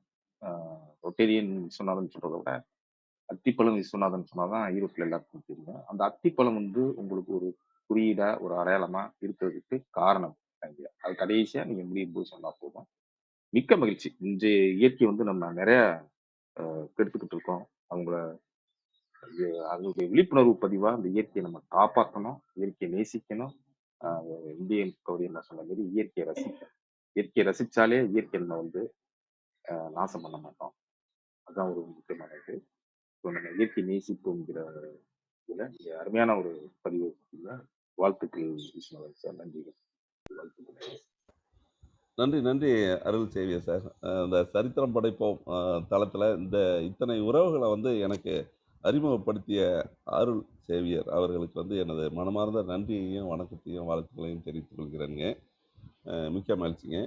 இந்த இயற்கை மீது ஆர்வம் எப்படின்ட்டு ஒரு சின்ன கேள்வி கேட்டிருந்தீங்க. இது வந்து நேச்சராகவே வந்து நமக்கு இயற்கை மேலே இருந்தது தாங்க. அது ஒவ்வொரு மனிதருக்கும் ஏன் பிறந்தோம், எதுக்காக இந்த பிறவி நமக்கு வந்ததுன்னு ஒவ்வொருத்தருக்கும் ஒவ்வொரு நோக்கத்தோடு தான் ஆண்டவன் படைச்சிருக்காங்க. அந்த நோக்கத்தை தெரியாமையே ஏதோ வளர்ந்தோம், ஒரு ஏழ்மையான குடும்பத்தில், ஒரு நெசவு குடும்பத்தில் பிறந்து வளர்ந்து அப்படியே படிப்படியாக வந்து நாம் ஒரு வேலைக்கு போய் நான் ஒரு 195 பேருக்கு வேலை கொடுத்து ஒரு இது பண்ணும்போது வந்து பார்த்தீங்கன்னா, அது வந்து அந்த தொழில் வந்து சேரும்போது தெரியல. நடத்தும்போது தான் தெரிஞ்சது. வெளிநாட்டுக்காரங்க வந்து அவங்க நாட்ல வந்து அந்த துணி சாயம் போட்டா அவங்க நாடு கெடும், அவங்களோட தண்ணி கெடும், மண்ணு கெடும், காத்து கெடும் அப்படிங்கிறதுனால தான் வந்து நம்ம இந்தியாவுக்கு அது பர்ட்டிகுலரா நம்ம திருப்பூர் சார்ந்த இதுக்கு குடுக்குறாங்க அப்படிங்கிறது போக போக போக போக தான் புரிஞ்சதுங்க. அப்பதான் வந்து பார்த்தீங்கன்னா, நம்ப இது வந்து அடுத்த நாட்டுக்காரங்களுக்கு நம்ம கூலிக்கு வேலை செய்றோம் அப்படிங்கிற அந்த உணர்வு வந்து, ஒரு புலி வாலை புடிச்ச மாரி வந்து நம்ம தொழில அடுத்த குடும்பத்த காப்பாத்தணும். ஆ பிள்ளைங்கள படிக்க வைக்கணும், ஒரு வீடு கட்டணும். அடுத்து நம்மள சார்ந்து வேலை செஞ்சுட்டு இருக்கிறவங்கள வந்து ஏதாவது வாழ வைக்கணும். இப்படியே ஓடி, ஓடி, ஓடிக்கிட்டே இருக்கும்போது 30 வருஷம் ஓடி போயிடுச்சுங்க. அது பண்ணும்போது தான் வந்து, போதும் ஒரு மனுஷனுக்கு வந்து பார்த்தீங்கன்னா, ஒரு ஒய்ஃபு, ஒரு பையன், ஒரு பொண்ணு, ஒரு வீடு, ஒரு காரு. இதுக்கு மேல எவ்வளோதான் சொத்து சேர்த்தாலும், பத்திரம் பண்ணி, பத்திரமா வச்சிருக்கிறோம், பத்திரமா இருக்கோங்கிற ஒரு மனசுல இருக்கக்கூடியது தான வருமே ஒழிய, வேற எதுவும் வரப்போறது கிடையாது. வயசு ஆக ஆக பார்த்தீங்கன்னா, மத்தியானம் பிரியாணி சாப்பிட்டா, நைட்டு ரசம் சாதம் சாப்பிட்டா போதும்னு நினைப்பாங்க. அதுக்கு மேல கொஞ்சம் வயசாயிடுச்சுன்னா, அது கூட வேண்டாமா அப்படியே படுத்துக்கிறேன்னு சொல்லுவாங்க. இல்ல அதுக்கு மேலேயும் இன்னும் கொஞ்சம் வயசாச்சுன்னா, ஒரு பழம் சாப்பிட்டு படுத்துக்கிறேன்பாங்க. இவ்வளோதானே ஒழிய, நம்ம சாப்பிடக்கூடிய காலையில் ஒரு 3 இட்லியோ 4 இட்லியோ மத்தியானம் ஒரு கப் சாதத்துக்காக போய் நம்ம இதை செய்ய வேண்டாமே அப்படிங்கிறது மட்டும் இல்லாமல் டெய்லி வந்து நம்ம பாய்லர்னு சொல்லக்கூடிய அந்த துணிகளை வந்து பதப்படுத்துறதுக்கு வந்து பெரிய பாய்லர் வச்சுருக்கோம். அதுக்கு வந்து 10 டன் விறகு, அதாவது 10,000 கிலோ விறவை வந்து ஒரு நாளைக்கு 24 மணி நேரத்தில் எரிப்போம். வாரத்தில் 7 நாள் 6 நாள் எரிப்போம். அது வந்து பல ஜாதி மரங்கள்னே சொல்கிறது, எல்லா விதமான மரங்களும் வந்து பண்ணிட்டு வாங்குவாங்க. அதை வந்து நான் ஃபஸ்ட்டு என்ன பண்ணேன், நான் வேலைக்கு இருந்த காலத்திலேயே முதலாளிகிட்ட சொல்லி இது மாதிரி மரங்களை நம்ம என்கரேஜ் பண்ண வேண்டாங்க. முள்ளு வேலி, இந்த முள்ளு மரம்னு சொல்லக்கூடிய வேளாண் முள்ளுன்னு சொல்லுவாங்க, முள்ளுவேலி முள். அந்த மரத்தை வாங்கி நம்ம அதை வந்து தமிழ்நாட்டில இருந்து ஒழிக்கலாங்க. அது வந்து காற்றுல இருக்கக்கூடிய ஈரப்பதத்தையே உறிஞ்சறதுனால தான் வந்து நமக்கு வந்து வெப்பம் வந்து அதிகமாகுது அப்படின்லாம் சொல்லி அதை வாங்கி வச்சேன். அதுக்கு பிறகு நான் சொந்தமாக டையிங் வச்சுருக்கும் போது வாரத்தில் 6 லோடு, வாரத்தில் 6 லோடு விறகு வாங்குவோம். அதுலேயும் அந்த வேர்க்கட்டைன்னு சொல்லக்கூடிய முள்ளுவேலியில் வேர்க்கட்டை வந்து கலோரிக்கல் வேல்யூ அதிகம், நல்லா நின்று எரியும். அது மட்டும் இல்லாமல் அது ஒரு 500 டன்னுக்கு அதிகம். ஒரு லோடுக்கு வந்து 7,000 to 8,000 அதிகமாக வரும். அது இல்லாமல் உடைக்கிறதுக்கு ஒரு குடும்பத்துக்கு வேலை கொடுத்து அதுக்கு டன்னுக்கு 300 கொடுத்து 1000 எச்சானாலும் அதுக்கு தகுந்த அந்த இது வந்துடும், இன்புட் வந்துடும். அதை பண்ணிகிட்டு இருந்தோம். அதனால் நம்ம வந்து நீரை கெடுக்கிறோம், நிலத்தை கெடுக்கிறோம், ப்ளஸ் வந்து காற்றை கெடுக்கிறோம், அந்த ஆயத்தை கெடுக்கிறோம் அப்படிங்கிற அந்த ஒரு, அது மட்டும் இல்லாமல் இந்த புகையும் இது விட்டு வெப்பமாக நம்ம பூமிக்கு இது செய்கிறோம் அப்படிங்கிறத மனசில் உறுத்திக்கிட்டே இருந்ததில் தான் நம்ம இந்த 2012 அதை பூராமே நிறுத்திட்டு இந்த இயற்கைக்கு மாறணுங்க. அதுக்கு பிறகு ஒரு முக்கியமான கேள்வி கேட்டீங்க. அத்திப்பழ அண்ணாச்சி, அத்திப்பழ விஸ்வநாதன். எனக்கு வந்து பேர்கள் வந்து பார்த்தீங்கன்னா நிறையா. அதுக்கு முன்னால் வந்து மாஸ்டர் விஸ்வநாதன் சொல்லுவாங்க. நான் டையிங் மாஸ்டராக இருந்ததுனால மாஸ்டர் விஸ்வநாதன் தான் ரொம்ப வருஷமாக எல்லாத்துக்கும் தெரியும். நான் முதலாளி ஆனதுக்கு பிறகு கூட என்னை மாஸ்டர்னு தான் கூப்பிடுவாங்க, மாஸ்டர் விஸ்வநாதன். அப்புறம் டையிங்கோட பேர் அந்த எஸ்ஆர்வி நெட் ப்ராசஸ்ன்ட்டு டையிங் ஃபேக்ட்ரி பேர். அப்போ வந்து பார்த்தீங்கன்னா எஸ்ஆர்வி விஸ்வநாதன் அப்படின்னு சொல்லி சொல்லுவாங்க. அதெல்லாம் வந்து 2012 2013க்கு பிறகு. இப்பயும் வந்து பார்த்தீங்கன்னா அந்த டையிங் நான் வச்சுருக்கும் போது இருந்த உறவுகள், அந்த எனக்கு துணி ஆர்டர் கொடுத்தவங்க, என்கிட்ட வேலை செஞ்சவங்க எல்லாத்துக்கும் எஸ்ஆர்வி விஸ்வநாதனாக தான் தெரியும். நம்ம இயற்கைக்கு மாறினதுக்கு பிறகு இந்த அத்திப்பழ செடிகள், சந்தன மரம், தேக்கு மரம், பர்மா தேக்கு, மாஞ்செடிகள், இது மாதிரி நிறையா இதை பண்ணும்போது பர்டிகுலராக இந்த அத்தி பழம் வந்து தேவையான ஒன்று. அந்த 6-7 வருஷத்துக்கு முன்னால் வந்து இதில் ஸ்டார்ட் பண்ணோம். இதை விழிப்புணர்வு வந்து மக்கள்கிட்ட இல்லை. இந்த அத்திப்பழம் வந்து பார்த்திங்கன்னா, நான் முதல்லயே சொன்ன மாதிரி தான், இந்த கருத்தரித்தலுக்கு வந்து பெரிய அளவில், ஆண்மை குறைவுக்கும் கருத்தரித்தலுக்கு இது பெரிய அளவில் உதவுதுங்க. அதனால வந்து இந்த அத்திப்பழத்தை வந்து விவசாயிகள்கிட்ட, ரெண்டாவது விவசாயிகளுக்கு வந்து உடனடியாக ஒரு வருமானம் வரணும் அப்படின்னா வந்து மற்ற பல செடிகள்லாம் வச்சு வைப்போம்னா 3 வருஷம் 4 வருஷம்லாம் ஆகும் அந்த ஈல்டுக்கு வர்றதுக்கு. இது வந்து பார்த்தீங்கன்னா அந்த அத்திப்பழத்திலேயே ஆப்கான், டர்க்கிபுரம், டயானா, பேயத்தி, நாட்டத்தி, திம்லாத்தி, யானைக்கதத்தின்ட்டு நம்ம தமிழ்நாட்டில் மட்டும் 32 ரகம் இருக்குது. இந்தியா பூரா 52 ரகம், இந்தியா மற்றும் உலகம் பூரா 52 வகையான அத்திப்பழங்கள் இருக்குது. இதில் நம்ம வந்து இந்திய வகையை சேர்ந்த புனே ரெட் அப்படிங்கிற ஒரு அத்தி பழத்தை கொடுத்தோம். அந்த செடிகளை கொடுத்து மகாராஷ்டிராவுல இருந்து வாங்கிட்டு வந்து இங்கே நம்ம விவசாயிகளுக்கு கொடுக்கும்போது 9 மாசத்துல ஒரு ஏக்கர்ல வந்து ஒரு 75,000 ரூபாய் வருமானம் கிடைக்கும். 6 மாசத்துக்கு கிடைக்கும். அது மட்டும் இல்லாம மற்ற பயிர்கள் மாதிரி மாசம் மாசம் 3 மாசத்துக்கு ஒரு தடவை அந்த பயிரை பிடிங்கிட்டு புதுசா நட வேண்டியது இல்லைங்க. ஒரு தடவை நட்டுட்டாவே 15 to 16 வருஷத்துக்கு வந்து இது காப்பு வரும். அதனால வந்து விவசாயிகளுக்கு இது பயனடையும். மக்களுக்கு இது வந்து பெரிய பயனா இருக்கு. நிறைய மரங்கள் பல செடிகளை நம்ம கொடுத்தாலும் இது வந்து வரும் அப்படிங்கிறதுனால இதை பண்ணோம்.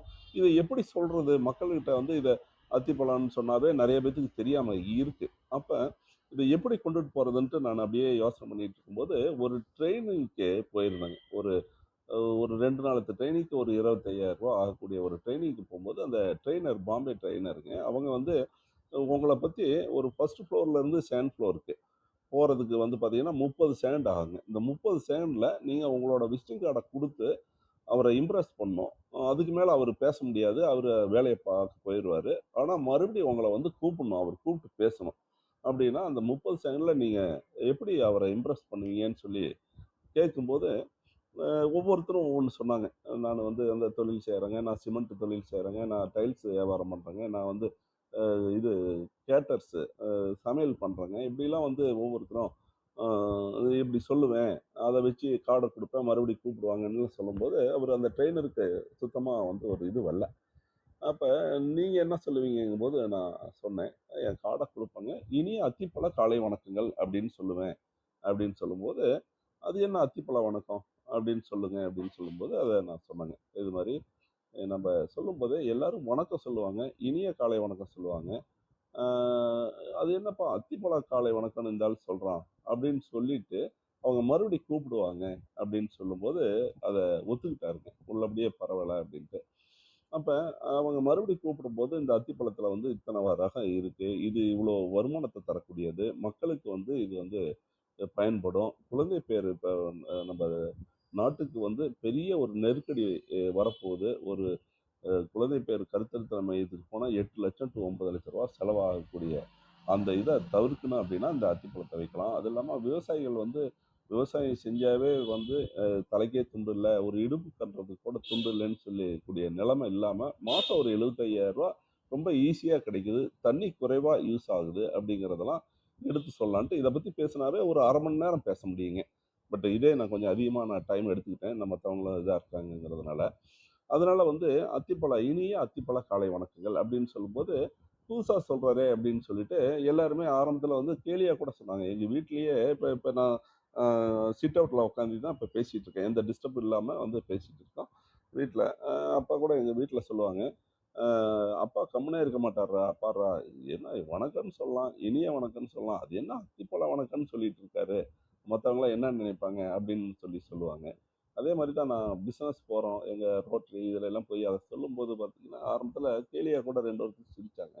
அப்புறம் அந்த பிஸ்னஸ் போகிறதுல இருக்கக்கூடிய நமது நண்பர்கள்லாம் என்ன செஞ்சாங்கன்னா ஒரு கேட்டர்ஸ், தங்கம் கேட்டர்ஸ்னு இருக்கார். அவங்க வந்து எடப்பாடி முதலமைச்சர் அவரோட குலதெய்வம் கோயிலுக்கெல்லாம் 10,000 பேத்துக்கு சமையல் பண்ணக்கூடியவர். அந்த அளவுக்கு ஒரு ஃபேமஸ் ஆனவர் என்ன சொன்னார்னா, இனிமேட்டு நான் பேசுறது வந்து அண்ணன் சொல்கிற மாதிரி வந்து இனிய சுவையான காலை வணக்கம்னு சொல்லுவேன் அப்படின்னு சொல்ல ஆரம்பிச்சாருங்க. அப்புறம் இந்த லைட்டு விற்கிறவங்க, வீட்டுக்கு வேணுங்கிற பல்பு லைட்டு, இதெல்லாம் லைட் சிவகுமார்னு சொல்லிட்டு நம்ம ரொட்டேரியன் ஒருத்தர், அவர் என்ன பண்ணாரு, நான் இனிமேட்டு எப்போ சொன்னாலுமே காலையில் கூப்பிட்டீங்கன்னாவே ஃபோன்லையும் சரி எதுலையும் பிரைட் மார்னிங் அப்படின்னா, அப்படி பிரைட் மார்னிங்னு சொன்னாவே என்னாச்சு, வெளிச்சம் தானே கொடுக்கும், அப்போ வந்து நான் பிரைட் மார்னிங் சொல்ல ஆரம்பிச்சிருவேன் அப்படின்னு சொல்லிட்டு சொல்ல ஆரம்பிச்சுட்டு இருக்காருங்க. அதுக்கு பிறகு ஃபோட்டோகிராஃபர் எங்களுதில் வந்து ஒரு 110 தொழிலதிபர்கள் வந்து வாரம் சந்திச்சுட்டு ஒருத்தரோட ஒருத்தரை பிஸ்னஸ் வந்து வளர்க்குறதுக்கு வேணுங்கிற வழிமுறை RMPF அப்படிங்கிற ஒரு அமைப்பில் இருக்குங்க. அதில் மற்ற அந்த போட்டோகிராஃபர் ஃபோட்டோ எடுக்கக்கூடிய ஹைடெக் வீடியோஸ் பிரபாகரங்கிறவர் என்ன சொன்னார், அவர் ஸ்மைல் ப்ளீஸ் மார்னிங் அப்படின்னு சொல்ல ஆரம்பிச்சிட்டாருங்க. ஏன்னா ஒரு ஃபோட்டோகிராஃபர் எப்போதுமே ஸ்மைல் ப்ளீஸ்ன்னு சொல்லுவார். அப்போ அந்த ஸ்மைல் ப்ளீஸ் மார்னிங்னு சொன்னாவே இவர் ஃபோட்டோகிராஃபர் அப்படிங்கிற அது தெரிஞ்சுக்குங்க. அதே மாதிரி இன்சூரன்ஸ் பண்ணக்கூடியவங்க ஆரோக்கியமான காலை வணக்கங்கள் அப்படின்னு சொல்ல ஆரம்பிச்சிட்டாங்க. இங்கே ஜோன்ஸ் ரெடிமேடுன்னு சொல்லிட்டுங்க ஒரு மிகப்பெரிய தொழில் அதிபருங்க. அவர் எப்போதுமே வந்து மார்னிங் சொல்லிட்டு இருப்பார். அவர் இதுக்கு பிறகு என்னாச்சுன்னா, ஜோன்ஸுங்கிறது ஈரோட்டில் வந்து நல்லாவே தெரியும். பட் அதை பற்றி அவர் வந்து இதை சொல்ல. நான் இதை சொன்னதுக்கு பிறகு வந்து பார்த்தீங்கன்னா, இப்போ இனிமேட்டு யார் பண்ணா, அவங்க ஒய்ஃப் பண்ணால் கூட ஜோன்ஸ் மார்னிங் சொல்லுமா, ஜோன்ஸ் மார்னிங் அப்படின்னு சொல்ல ஆரம்பிச்சிட்டாரு. இது வந்து ஒரு பெரிய ஒரு கல்ச்சராக மாறிடுச்சுங்க. அதனால இப்போ வந்து பார்த்தீங்கன்னா, அந்த கேலியாக பேசினது கூட என்னை வந்து அத்திப்பலா என்னாச்சு, அத்திப்பலா விஸ்வநாதன் இப்படின்னு சொல்ல ஆரம்பிச்சிட்டாங்க. இன்னும் பர்டிகுலராக வந்து பார்த்தீங்கன்னா, நம்ம இதயம் நல்லெண்ணெய் முத்து அண்ணாச்சி, ரொட்டேரியன் முத்து அண்ணாச்சி அவங்க கூட வந்து இதயம் நல்லெண்ணெயோட சேர்மன். அவங்க கூட எனக்கு ரோட்டரி விஸ்வநாதன் மற்ற விஸ்வநாதன் சொன்னீங்கன்னா யாருன்னு யோசனை பண்ணுவார். அத்திப்பழம்னு சொல்லிட்டீங்கன்னாவே இங்கே அண்ணாச்சி ஈரோடு அண்ணாச்சி வந்திருக்காரா அப்படின்னு சொல்லி கேட்பாரு. அந்த அளவுக்கு வந்து ஒரு பேரை வந்து கொடுத்துருக்குங்க. அது இல்லாமல் எனக்கு வந்து தேக்குமர விஸ்வநாதன், ஃபோக்கஸ் விஸ்வநாதன், அதாவது நான் அந்த ரோட்ரி ஈரோடு ஃபோக்கஸோட சார்ட் பிரசிடண்ட்டுங்க. அதனால ஃபோக்கஸ் விஸ்வநாதன், தேக்கு மரம் பர்மா தேக்கில் வந்து ஸ்பெஷலிஸ்ட்டுங்க நம்ம வச்சு தர்றதுல. அதனால தேக்கு மர விஸ்வநாதன் ஒரு சிலர் சொல்லுவாங்க. ஃபோக்கஸ் விஸ்வநாதன், ரோட்டரி விஸ்வநாதன், ரோட்டரியில் இருந்து நம்ம நிறையா ரோட்டரியோட இதெல்லாம் கொண்டுட்டு போயிட்டு இருக்கோங்க. ரோட்டரி விஸ்வநாதன், இது மாதிரி இந்த ஒரு 10 வருஷத்தில் வந்து பலவிதமான தேர்வுகள் வந்துடுச்சுங்க. இதை வந்து நீங்கள் நிறைய பேர் கேட்க மாட்டாங்க, எப்படி கேட்குறதுன்னு கூட நினச்சிட்டு இருப்பாங்க. அருள் அவர்கள் வந்து இதை வந்து இன்னைக்கு பேச வச்சுட்டாங்க. நானும் கொஞ்சம் விளக்கமாக சொல்ல வேண்டியதாகிடுச்சு, மன்னிக்கணும். வாழ்த்துக்கள், வாழ்க வளமுடன் அருள் சார்.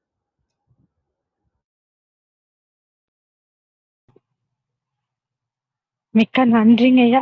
மிகவும் சிறப்பான விளக்கம். ஏன்னா இது நிறைய பேருக்கு நம்ம ஒரு நல்ல விஷயம் தொடங்குறோம்னாலே உடனடியா எல்லாரும் அங்கீகரிப்பாங்களா அப்படின்னு தெரியாது. ஆனா நம்ம சரியான ஒரு வழியில போயிட்டு இருக்கோம் அப்படின்னா நிச்சயமா அந்த வழி நிறைய பேர் பின்பற்றுவாங்க அப்படிங்கறதெல்லாம் உங்ககிட்ட இருந்து தெரிஞ்சுக்கிட்டா. அத்திப்பழத்துல இத்தனை வகை இருக்கு, இதெல்லாமே இன்னைக்கு தெரிஞ்சுக்கிறதுக்கு ஒரு வாய்ப்புங்க ஐயா. நன்றி. காசி ஆறுமுகம், வணக்கம், நீங்க பேசலாம். அனைவருக்கும் இயற்கை காலை வணக்கங்கள். இன்னும் ஐயா சொன்னதுல இருந்து இன்னும் அந்த மாதிரி தான் சொல்லணும் அப்படிங்கிற மாதிரி இருந்தது. உண்மையிலே வந்து ஒரு சிறந்த உரை. ஏன்னா இன்றைய காலகட்டத்தில் நம்மளுக்கு தேவையான உரை இது. ஐயா வந்து பின்னாடி நடக்கிறதையும் சொன்னார். 2030க்கு அப்புறம் வந்து எப்படி இருக்கும் அப்படிங்கிறதையும் சொன்னார். கேட்கும் போதே வந்து ஒரு படபடப்பு இருக்குது நமக்குள்ள. ஏன்னா 80% பேர் வந்து அந்த மலட்டுத்தன்மையால இது பண்ணுவாங்க, பாதிக்கப்படுவாங்க அப்படின்னு சொல்றாங்க. இப்ப இருக்கிறதே வந்து நம்மளால தாங்கிக்க முடியல. ஏன்னா மூலைக்கு மூலை வந்து அந்த கருத்தரிப்பு மையங்கள் பெருகி வந்துகிட்டே இருக்குது. அப்போ இதற்கெல்லாம் காரணங்கள் என்ன அப்படின்னா, நம்மளுடைய அந்த தினந்தோறும் நாம் பின்பற்றக்கூடிய அந்த வாழ்க்கை முறை தான் காரணம் அப்படிங்கிறது எல்லாத்துக்கும் தெரியும். ஆனா தெரிந்தும் நம்ம அத வந்து மாத்த முடியல. கால சூழ்நிலை அப்படி இருக்குது அப்படிங்கிறது தான் உண்மை. ஏன்னா நம்ம வந்துட்டு ஒரு இயற்கை சார்ந்த ஒரு உணவ உட்கொள்ளணும் அப்படின்னா கூட வந்து நமக்கு அத தேடி போறதுல ஒரு தயக்கம் இருக்கு. தயக்கம் என்பதோட ஒரு அ நம்ம சீக்கிரம் ஏதாவது எல்லாத்தையும் முடிக்கணும் அப்படின்னா, நம்மளுக்கு எளிதில எது கிடைக்குதோ அத வாங்கி சாப்பிட்டுட்டு நம்ம கிளம்பிர்றோம். அந்த இயற்கை சார்ந்த பொருளுக்கு நம்ம மெனக்கிடுறது நேரம் அதிகமா இருக்கு அப்படிங்கிற ஒரு எண்ணமும் நம்மளுக்கு வந்துருது.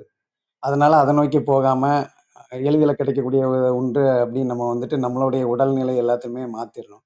அதேபோல பால்ல என்ன அளவுக்கு வந்து ஒரு விஷத்தன்மை இருக்குது அப்படிங்கிறதையும் சொல்லியிருந்தாங்க.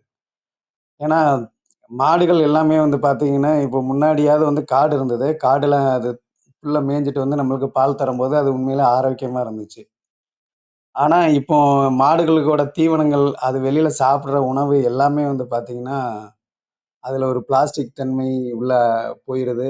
அதுவும் போக வந்துட்டு நம்மளுடைய அந்த உணவுப் பொருட்கள் உள்ள அந்த விஷத்தன்மை எல்லாமே அதுல போகுது. எல்லாமே போகனால, அது பெரும்பாலும் மாடுகள் எல்லாமே வெளியில உள்ள அந்த குப்பைகள தான் அதிகமா சாப்பிட்டு பால நம்மளுக்கு தருது. அப்போ அந்த பால் சாப்பிடுறதுனால நம்மளுக்கு எவ்வளவு ஆபத்து வரும் அப்படிங்கிறதும் ஐயா உரை மூலமா தெரிஞ்சுக்கிட்டோம். இது இந்த நம்ம இந்த மண்ணுல போடுற அந்த உரத்தோட உரம் மற்றும் அந்த பூச்சிக்கொல்லியோட வீரியம் எந்த அளவுக்கு இருக்குங்கிறத நான் நேர்லயே வந்து பார்த்து அனுபவிச்சிருக்கிறோம் வீட்ல. ஏன்னா அக்காவோட குடும்பம் வந்து ஒரு விவசாய குடும்பம். இப்ப சமீபத்துல வந்து அக்கா பையன் வந்து அந்த மருந்துகள்லாம் கலக்கிறதுக்கு என்ன பண்ணிட்டாரு, கைய உள்ள விட்டு கலக்கிட்டாரு. அப்படி கலக்கும்போது என்னாச்சுன்னா, அவரு முழங்கைக்கு கீழ வந்து உணர்ச்சி இல்லாம போயிடுச்சு. கிட்டத்தட்ட 2 மணி நேரம் வந்து அவருக்கு அந்த உணர்ச்சியற்ற நிலை இருந்தது அப்படின்னு சொன்னாங்க. அப்ப அந்த அளவுக்கு வந்து அந்த வீரியமிக்க மருந்துகள வந்து நம்ம வந்து மண்ணுல தெளிக்கிறோம். அதே போல் அக்காவுக்கு வந்து என்னாச்சுன்னா, அந்த மருந்து ஸ்ப்ரே அடிக்கும்போது, அது லைட்டா அந்த நாசில பட்ட உடனே அவங்களுக்கு ஒரு மயக்கம் அடைஞ்சுட்டாங்க அப்டின்னாங்க. அப்போ ஒரு ஒரு சின்ன நம்ம பார்க்கும்போது ஒரு சின்ன டப்பா மாரி தான் இருக்குது, அந்த மருந்து வந்து. அத நம்ம தண்ணீல தான் கலக்குறோம். அத கலக்கும்போதே வந்து நம்மளுடைய அந்த செல்கள்லாம் இறந்து மறுபடியும் அது உற்பத்தி ஆகுற வரைக்கும் நம்மளுக்கு செல்கள் உடனே அழிஞ்சிருதுன்னா, அது எவ்வளோ வீரியமா இருக்கும் அப்டிங்கிறது அதுக்கப்புறம் தான் தெரிஞ்சுக்கிட்டோம். ஆனா, அது பயன்படுத்தியவங்கலாம் வந்து அத பயன்படுத்தினா தான் அந்த உற்பத்தி நம்மளுக்கு கிடைக்குது. வேற வழி இல்லாம அத பயன்படுத்திட்டு இருக்காங்க. இதெல்லாம் தெரிஞ்சு தான் அவங்களும் பயன்படுத்துறாங்க. இன்னொன்னுன்னா ஃபர்ஸ்ட்டு ஆரம்பத்துல அந்த மருந்துகள பயன்படுத்தும்போது ரொம்ப கம்மியான விலையா இருந்துச்சு. ஒரே மருந்து குடுப்பாங்க. இப்போ போக போக வந்து அந்த பாட்டிலோட எண்ணிக்கை அதிகரிச்சுட்டே போகுது. நீங்க 2, 3 மருந்து மிக்ஸ் பண்ணி போட்டா தான் இதெல்லாம் சரியாகும். அப்படிங்கிற மாரி கொண்டு வந்து கிட்டத்தட்ட 1 ஏக்கர் வாழைக்கு நம்ம வந்து மருந்துக்கு மட்டுமே வந்து மருந்து, உரம்லாம் சேர்த்து பார்த்தீங்கன்னா, ஒரு 20,000 கிட்ட செலவழிக்க ஆரம்பிச்சிரணும். இன்னும் போக அந்த கூலி அதெல்லாம் சேர்த்து நம்ம கொண்டு வந்து அந்த வாழைய வளர்த்தா கூட, இந்த இயற்கை சீற்றம் ஏதாவது வந்துடுச்சுன்னா, அன்னைக்கு அந்த உழைத்த உழைப்புல இருந்து எல்லாமே வீணா போயிரும். இப்படிதான் இன்றைய விவசாயிகளோட நிலைமை இருக்கு. ஆனா இதுல இருந்து அவங்களால மாற முடியல. ஏன்னா அத பழக்கிட்டாங்க அந்த மண்ண. இன்னுமா நம்ம மாத்தணும்னா, அது தனியா ஒரு எங்கேயாவது ஒரு புதுசா ஒரு இடம் வாங்கி அத மாத்துனா தான் உண்டு அப்படிங்கிற ஒரு நிலைமைக்கு தான் இப்ப இருக்குது இந்த விவசாயமும். அப்ப இந்த மாதிரி இருக்கும்போது, நம்ம இயற்கைய விட்டு எந்த அளவுக்கு நம்ம கொண்டு வந்துட்டோம். நான் சின்ன வயசுல இருக்கும்போது, உரங்கள் எதுவுமே கிடையாது. வீட்ல தொழு உரம்னு சொல்லுகிற அந்த தொழுகுழின்னு தனியாவே இருக்கும் ஒவ்வொரு வீட்லயும். அப்ப அந்த சாணத்த போட்டு வச்சிருக்கிற அந்த உரத்த அப்படியே கொண்டு வந்து வ வாழ வயல்ல போடுவோம். ஒவ்வொரு மூட்டு கீழயும் போட்டுட்டு, அந்த வாழைக்கண்ணு வச்சுட்டு, அந்த பராமரிப்பு மட்டும் தான் ரெகுலரா பண்ணிக்கிட்டே இருப்போம். வாழை வளர்ந்து நம்மளுக்கு வந்து வளர்ந்துரும்.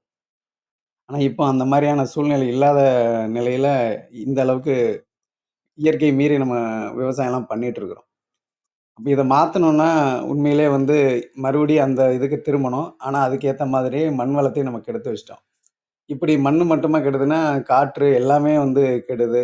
அந்த இன்றைய இயற்கை சூழ்நிலை. அப்ப அந்த காற்று எல்லாத்தையுமே வந்து நம்ம மாத்தணும் அப்படின்னா, அதுக்கு தீர்வு வந்து அந்த மரங்கள் வளர்க்கணும் அப்படிங்கிறது தான் உண்மையான தீர்வு. மரங்கள் நடுவதை விட மரங்கள் வளர்க்கணும்னு ஐயா சொன்னாங்க. உண்மையிலே மரங்கள் வளர்த்தா தான் வந்து நம்மளுக்கு அந்த சுவாச நோய் பிரச்சனைகள்லாம் இப்ப அதிகமா வந்துட்டு இருக்கு.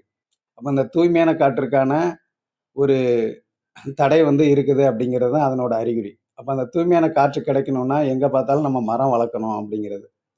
சமீபத்தில வந்து ஒரு மரம் சார்ந்த ஒரு பொதுக்கூட்டம் ஒன்று நடந்தது. ஒரு இயக்கத்தின் மூலமாக. அதுல வந்து சொல்லப்பட்ட தகவல் வந்து மரம் வந்து எந்த அளவுக்கு வந்து இயற்கையை வந்து மெருகேற்றுகிறது. ஒரு மரம் தானே அப்படின்னு சாதாரணமா நினைக்கிறோம். அது எந்த அளவுக்கு மெருகேற்றுகிறது அப்படிங்கிற ஒரு காணொளி கூட அதுல பார்க்க நேர்ந்தது. அதுல ஒரு சில தகவல் சொன்னாங்க. அதுல இன்னொன்னு என்னன்னா, ஒரு ஆண் கூட வந்து தாயாகலாம் அப்படின்னு. எப்படி அப்படின்னா, மரத்த வளர்க்கறது மூலமா அப்படின்னாங்க. ஸோ இதெல்லாம் வந்து என்னன்னா, மரம் வளர்ப்புகள் நம்மளுக்கு எந்த அளவுக்கு முக்கியத்துவம் வாய்ந்தது அப்படிங்கிறது அதன் மூலமா தெரிஞ்சுக்கிறோம். அதுவும் போக வந்து இந்த செயல்பாடுகள் எல்லாமே வந்து அங்கீகரிக்கப்படணும் பொதுல. நம்ம என்னதான் வந்து இயற்கைய பத்தி பேசினாலும் வந்து, அது ஒரு பேச்சோட நிறுத்திட்டு போயிடுறாங்க. கேட்குறாங்க. சோசியல் மீடியாலாம் வந்து பல இயற்கையான தகவல் வருது. ஆனா, அதுக்கான அங்கீகாரம் கிடைக்குதா அப்படின்னா, அதுவும் கிடைக்க மாட்டேங்குது. இந்த மாதிரி சமூக ஆர்வலர்கள் முன்னெடுத்து செல்வதற்கும், இவருக்கு பின்னாடி வந்து ரொம்ப பேர் பக்கபலமா இருந்தா தான், இந்த மாதிரியான இயற்கை இதெல்லாம் நம்ம வந்து கொண்டு நிலைநிறுத்த முடியும். சமீபத்தில் கூட வந்து நானும் ஒரு இடம் வாங்கி அந்த மரங்கள்லாம் நட்டேன். அப்பாவோட 80வது பிறந்த நாள்ல. நம்ம தளத்துல கூட பகிர்ந்துக்கிட்டோம். மரங்கள் வளர்க்குறோம். நான் வந்து நட்டுட்டு வீட்டுக்கு இங்க வந்துட்டேன் சென்னைக்கு. அப்பா தான் இப்ப அத வளர்த்து ஓரளவு கொஞ்சம் கொண்டு வந்திருக்காங்க. எனக்கு என்னன்னா, அப்பாவுக்கு இப்ப வந்து ஒரு மன நிம்மதி என்னன்னா, அந்த மரங்கள் பார்த்து வந்து அவங்க ரொம்ப மகிழ்ச்சி அடையறாங்க. இதுதான் நம்மளுக்கு வந்து அந்த பெரியவங்களுக்கு வந்து அந்த மரம் அந்த இதெல்லாம் இன்னும் அத புடிச்சுக்கிட்டு இருக்கிறாங்க. அப்ப அவங்களுக்கு சார்ந்த ஒரு வாழ்வியல வந்து நம்மளும் நம்ம குழந்தைகளுக்கு கடத்தணும்னா நல்லா இருக்கும்.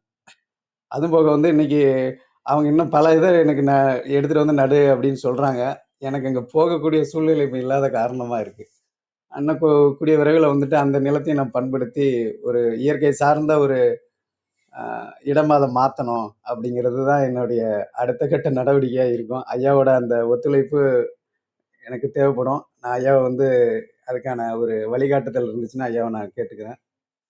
நன்றிங்க ஐயா. நன்றி நன்றி காசியாமன் சார். மிக்க மகிழ்ச்சிங்க. இது வந்து மரம் வளர்த்தனால மக்களுக்கு என்ன கிடைக்க போகுது அப்படின்ட்டு தான் வந்து நிறைய பேர் ஏதோ ஒரு மரத்தை வைக்கிறாங்க, ஏதோ யாருக்கோ ஒரு காற்று கிடைக்குது, யாருக்கோ ஒரு நிழல் கிடைக்குது அப்படின்னு நினைக்கிறதுனால தான் மக்கள் மனசில் இதாகுது. இதை தான் வந்து மாற்றணுன்னு தான் நம்ம ஏதோ ஒரு மரங்களை வைக்கிறதுக்கு பதிலாக அந்த டிசிகல்ச்சர் பர்மா தேக்கு, இது வந்து தேக்குனாவே 25 to 30 வருஷம் ஆகிறத வந்து நான் 9 வருஷத்தில் இது வளரக்கூடியதுங்க. குளோனிங் மெத்தடில் தயார் பண்ணி மகாராஷ்டிராவில் ஒரு சயின்டிஸ்ட் பண்ணுறாங்க. அங்கேருந்து வாங்கி தான் நான் ஒரு 5 இயர்ஸாக தமிழ்நாட்டுக்கு, தெலுங்கானா, ஆந்திரா 4 ஸ்டேட்டுக்கு கொடுத்துட்ருக்குறாங்க. இதுதான் வந்து இதை ஒரு தொழிலாகவே செஞ்சிட்டு இருக்கோம். இது அதே மாதிரி சந்தன மரங்கள் வந்து நார்மலாக 25 to 30 வருஷம் ஆனால் தான் அந்த கட்டையை வாசம் வரும். மினிமம் அதுக்கு வந்து அந்த பருவத்துக்கு வர்றதுங்கிறது 18 வருஷம் ஆகும். அதை வந்து இப்போ நம்ம குளோனிங் மெத்தடில் தயார் பண்ணி 15 வருஷத்தில் வந்து அந்த ஹார்ட்வுட் கிடைக்கிற அளவுக்கு வந்து சந்தன மரங்கள், அதே மாதிரி செம்மரம், இது மாதிரிலாம் வந்து விலை உயர்ந்த மரங்களை வச்சு நம்ம நாட்டுக்கும் வந்து ஒரு பொருளாதார ரீதியாக கிடைக்கும்போது மக்கள் நிறையா வைக்க ஆரம்பிப்பாங்க. அப்படிங்கிற இதில் தான் நான் வந்து இதை பண்ணுறேங்க. ஏதோ ஒரு மரங்களை வெயி அதனால என்ன பிரயோஜனம், இது வச்சு என்ன, ஒரு வேப்ப மரம் வச்சு என்ன அப்படின்னு நினச்சிட்டு போகிறதுனால தான் இதாக இருக்குன்ட்டு இதை வந்து நம்ம பிஸ்னஸ் ரீதியாக, அதாவது வணிக ரீதியாக வந்து ஏக்கர் கணக்கில் வச்சு கொடுத்துட்ருக்கேங்க. அது மாதிரி இருந்தாலும் இதாக இருக்கும். இதை பற்றி பேசினா நம்ம நிறையா அது தொழில் பிஸ்னஸ் ரீதியாக நிறைய பேசலாம். அதே மாதிரி வந்து நீங்கள் சொன்ன அந்த பூச்சி மருந்து வந்து அதை மட்டுமே பூச்சி மருந்தோட பயன்கள் என்ன, அதோட தீமைகள் என்னன்னு ஒரு மணி நேரம் சும்மா போகிற போக்கில் எந்த குறிப்பு இல்லாமையே பேச முடியுங்க. அது அவங்களுக்கு என்னன்னா, அது மருந்து வந்து அவங்க 2 மணி நேரம் கை இதானதுங்கிறதுனால அது ரொம்ப கம்மிங்க. அது வந்து அந்த பூச்சிகளுக்கு வந்து 1 வாரம் வந்து அந்த மறுத்து போயிடும், மயக்க நிலையில இருக்கும். அந்த 1 வாரத்துக்கு மட்டும்தான். இது வந்து மருந்து தயாரிப்பாளர்களோட, மருந்துன்னு சொல்றதில்ல, விஷம் தயாரிப்பாளர்களோட சதி செயல்னு சொல்லலாங்க. அதை பேசினா அது ஒரு மணி நேரம் ஆகும். ஏன்னா அவங்க டிசைன் பண்ணதே ஒரு கத்திரிக்காய்க்கோ ஒரு வெண்டைக்காய்க்கோ ஒரு இதுக்கோ 1 வாரத்துக்கு அது ஸ்ப்ரே பண்ணணும், அடுத்தது மறுபடியும் அவங்க பண்ணணும்.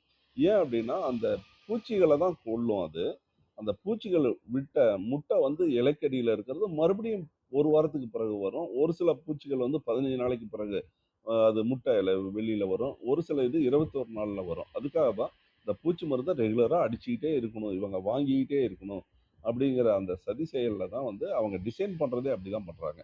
இதை மட்டுமே பேசுறதுனா ஒரு மணி நேரம் ஆகும். நன்றி, வணக்கம், வாழ்த்துக்கள்ங்க. மிக்க நன்றி. அதை பற்றி விழிப்புணர்வு முடிந்தால் அந்த தளத்தில் தொடர்ந்து கொடுங்க. நன்றிங்க ஐயா. உங்கள் அன்பான வாழ்த்துக்கும் கருத்துக்களுக்கும் மிக்க நன்றி.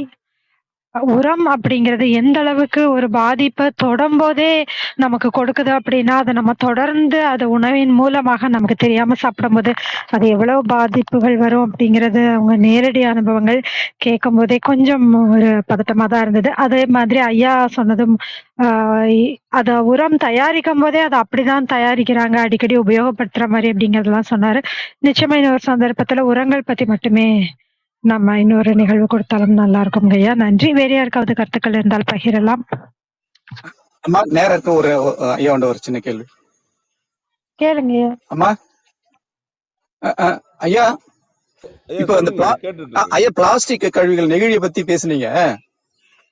ஒரு நேரத்துல இந்த தடை பண்ணியிருந்தாங்க. அப்போ வந்து மக்கள் கொஞ்சம் கையில வந்து அந்த பையெல்லாம் எடுத்துட்டு போவாங்க வீட்டுல இருந்து கடைகளுக்கு எல்லாம். மஞ்ச பையங்க. இப்போ ஆமா, இப்போ துணி பைய வந்து குடுக்கறதுக்கு ரோட்டரியில உழவர் சந்தையில போய் ஒவ்வொரு சங்கமும் மஞ்ச பைய கொடுங்க, அதாவது சும்மா கொடுத்தீங்கன்னா கூட வாங்கி தூக்கி எரிஞ்சிருவாங்க, அதை வந்து ஒரு கம்மியா ஒரு 10 ரூபா பைய 5 ரூபாய்க்கு கொடுங்க, 5 ரூபா பைய வந்து 1 ரூபா வாங்கிட்டு கொடுங்கன்னு சொல்லிட்டு நிறைய விழிப்புணர்வு ஏற்படுத்திட்டு இருக்காங்க. ஐயா என்னன்னா, இப்போ உங்களை மாதிரி பெரிய அமைப்புகள்லாம் இப்ப செயல்படுறீங்களா, அரசாங்கத்தை அழுத்தம் கொடுத்து அந்த பை ஏற்கனவே அந்த தயாரிப்பெல்லாம் நிறுத்தினாங்க. இப்ப மறுபடியும் அது சர்வசாதாரணமா வர ஆரம்பிச்சிடுச்சு.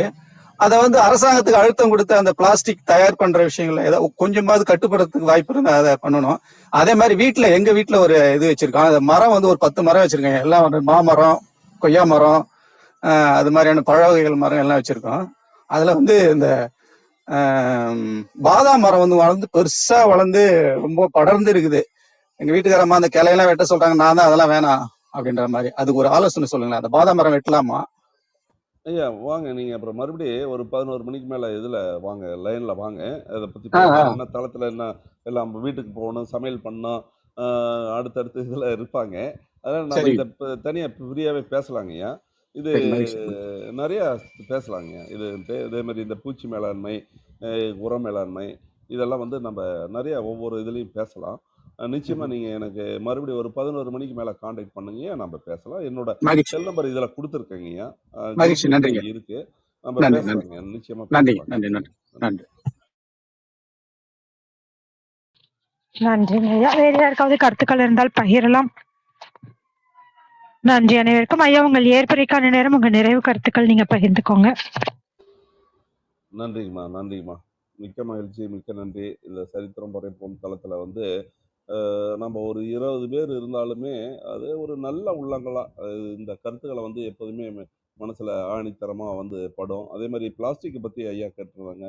பிளாஸ்டிக் வந்து அதை பற்றி பேசுறதுனா கூட உள்ளபடியே 1 மணி நேரம் ஆயிருங்க.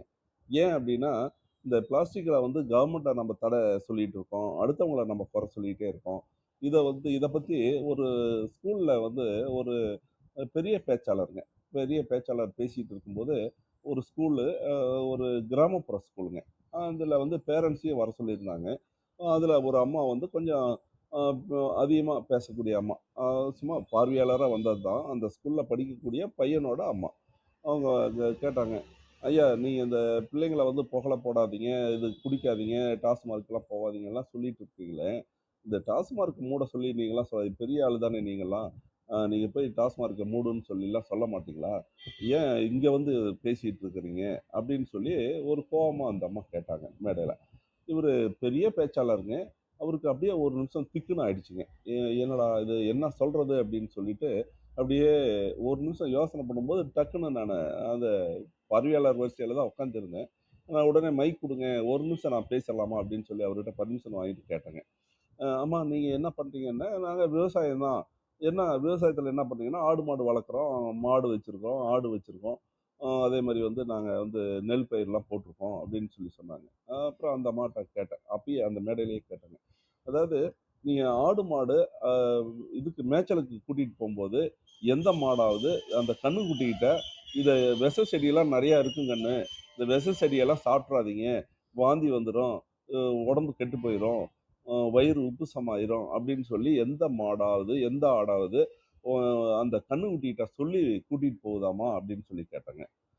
என்னங்க இப்படி கேட்குறீங்க, அது எப்படிங்க அது வந்து அது பேசும் அப்படின்னு. சரி, பேசலை, ஆனால் எந்த கண்ணுக்குட்டியாவது விஷ செடியை சாப்பிட்டேன் அப்படின்னு சொல்லி உங்ககிட்ட வந்து படுத்திருக்கா, இதாக இருக்கா, நீங்கள் மேய்க்கும் போது வந்து விஷ செடியே இருக்குது, நல்ல செடியும் தான் இருக்குது, அது நல்ல செடிகளை மட்டுமே தான் சாப்பிட்டு வருது, அந்த எந்த ஒரு நாளுமே வந்து அந்த பக்கத்துலேயே முளைச்சிருக்கிற விஷ செடியை விட்டுட்டு நல்ல செடிகளை மட்டுமே சாப்பிட்டு வருது அந்த கண்ணுக்குட்டியாக இருந்தாலும் சரி, மாடாக இருந்தாலும் சரி. 5 அறிவு தான் அப்படின்னு நம்ம சொல்கிறோம், அதுக்கே அப்படி இருக்கும்போது நம்மளாம் 6 அறிவு படைத்த மனிதர்களாக இருக்கும்போது நம்ம குழந்தைகளோ நாமளோ வந்து அதை யூஸ் பண்ணாமல், இப்போ இந்த ஸ்கூல் இருக்குது, இங்கே பெட்டி கடையில் ஹார்ன்ஸ் விற்கிறாங்க, புகையில விற்கிறாங்க, சிகரெட் விற்கிறாங்கன்னா அதை நம்ம வாங்காமையே விட்டுட்டோம் அப்படின்னா அந்த கடைக்காரன் வந்து மறுபடியும் அவன் பர்ச்சேஸ் பண்ணுவானா, அதை வந்து வேஸ்ட்டாக தானே போகும், அவங்க மறுபடியும் வாங்கவே மாட்டான்ல. இதுக்கு வந்து கவர்மெண்ட்டும் தடை பண்ண வேண்டியதில்லை, யாருமே தடை பண்ண வேண்டியதில்லை, நாம் போய் வாங்காமல் இருந்தாலே, குடிக்காமல் இருந்தாலே டாஸ்மார்க்லாம் மூடிடுவான். ஒரு டாஸ்மார்க்கில் ஒரு நாளைக்கு ஒருத்தன் கூட போய் வாங்கலைன்னா எத்தனை மாதத்துக்கு அந்த ஆளுங்களுக்கு சம்பளம் கொடுப்பாங்க, அந்த வாங்கின சரக்கை எத்தனை மாதத்துக்கு வச்சுருப்பாங்க அப்படின்னு சொல்லி கேட்டோன்னா வந்து பயங்கர கைத்தட்டலும் வந்தது, பாராட்டு வந்தது. அந்த இவர் சிறந்த பேச்சாளருக்குமே ரொம்ப இதாக சரியான பதிலை சொன்னீங்கன்னு சொல்லி சொன்னாங்க. இது மாதிரி தாங்க நாம் வந்து இதை சொல்கிறதுக்கு முன்னால் நாம் மஞ்சள் பையை எடுத்துகிட்டு போகலாம், நாம் கறிக்கடைக்கு வந்து போகும்போது இப்போ இன்றைக்கே வந்து நான் ஒவ்வொரு செயல்லையுமே இப்போ நான் பேசுகிறக்கூடிய அத்தனையுமே என்னோட வாழ்வியலை நேராக பார்க்குறவங்க அத்தனை பேர்த்துக்குமே என்னை தெரியும். இப்பயும் வந்து பார்த்தீங்கன்னா, இப்போ காலையில் குருவி இது எல்லாம் சத்தம் கேட்டுக்கிட்டு இருக்கோம், நான் பேசும்போது கூட அதுக்கு வந்து நம்ம உணவு வைக்கிறோம், ப்ளஸ் அதுக்கு தண்ணி வைக்கிறோம். அதே மாதிரி கறிக்கடைக்கு போனால் கூட வந்து குண்டானை எடுத்துகிட்டு போகிறோம். அதே மாதிரி வந்து இந்த மாவு அரைக்கிறதுக்கு சொன்னாங்கன்னா கூட அது குண்டானில் தான் வச்சு அதுக்கு ஒரு பைக்கில் வச்சு கொண்டு போயிட்டு பண்ணுறோம். ஒரு பிளாஸ்டிக்கில் வந்து கொட்டி கொடுங்கன்னு சொல்லி நம்ம வாங்குறதில்ல. இது நாம் மட்டும் இல்லாமல் நம்ம குழந்தைகளுக்கு அது படிப்பனையாக வந்துடுதுங்க, நம்மளை பார்த்து 4 வீட்டுக்காரங்க செய்கிறாங்க. இது மாதிரி செய்யும்போது வந்து சரியாக இருக்கும். நம்ம இந்த அரசாங்கத்தை பற்றி நம்ம குறை சொல்கிறோம், இதை பண்ணாவே அரசாங்கம் சரியாகும். பட் நம்ம சொல்லாமல் தீதும் நன்றும் பிறர் வரான்னு ஒரு திருமூலர் அந்த காலத்திலேயே சொன்ன மாதிரி வந்து நாம் வந்து சரியாக இருந்தாவே வந்து எல்லாம் சரியாகுங்கிறது என்னோட மேன்மையான கருத்துமா. மிக்க மகிழ்ச்சி, மிக்க நன்றி. கொஞ்சம் விளக்கம் அதிகமாக சொல்ல வேண்டிய டைம் எடுத்துக்கிட்டேன், மன்னிக்கவும். நன்றி, வணக்கம், வாழ்த்துக்கள்மா. நன்றிங்க ஐயா. நிறைய தகவல்கள் நிச்சயமா நம்ம வாழ்க்கையில பின்பற்ற வேண்டிய ஒரு வாழ்வியலுக்கு தேவையான விஷயங்கள் நிறைய பகிர்ந்து விட்டதற்கு கேட்டுக்கொண்டிருக்கும் அனைவர் சார்பாகவும் சரித்திரம் படைப்போம் தளம் சார்பாகவும் மனமாற நன்றி தெரிவித்துக் கொள்கிறோம். பேச்சாளர்களாக கலந்து கொண்டு தங்கள் அன்பையும் வாழ்க்கையும் கருத்துக்களையும் பகிர்ந்து கொண்ட ஒவ்வொருவருக்கும் நன்றி. தொடர்ந்து பொறுமையாக கவனித்துக் கொண்டிருக்கும் அனைத்து கவனிப்பாளர்களுக்கும் நன்றி. மறு ஒலிபரப்பு வாயிலாக நாம் நிகழ்வினை கேட்கவிருக்கும் அனைவருக்கும் நன்றி. குறுஞ்செய்தி வாயிலாக தங்கள் வாழ்த்துக்களை பகிர்ந்து கொண்ட அன்பு ஐயா பவளமணிமா அனைவருக்கும் நன்றி. மீண்டும் நாளை காலை 6 மணிக்கு சந்திப்போம். அனைவருக்கும் நன்றி, அனைத்திற்கும் நன்றி, ஆண்டவனுக்கும் நன்றி. 5, 4, 3, 2, 1 நன்று.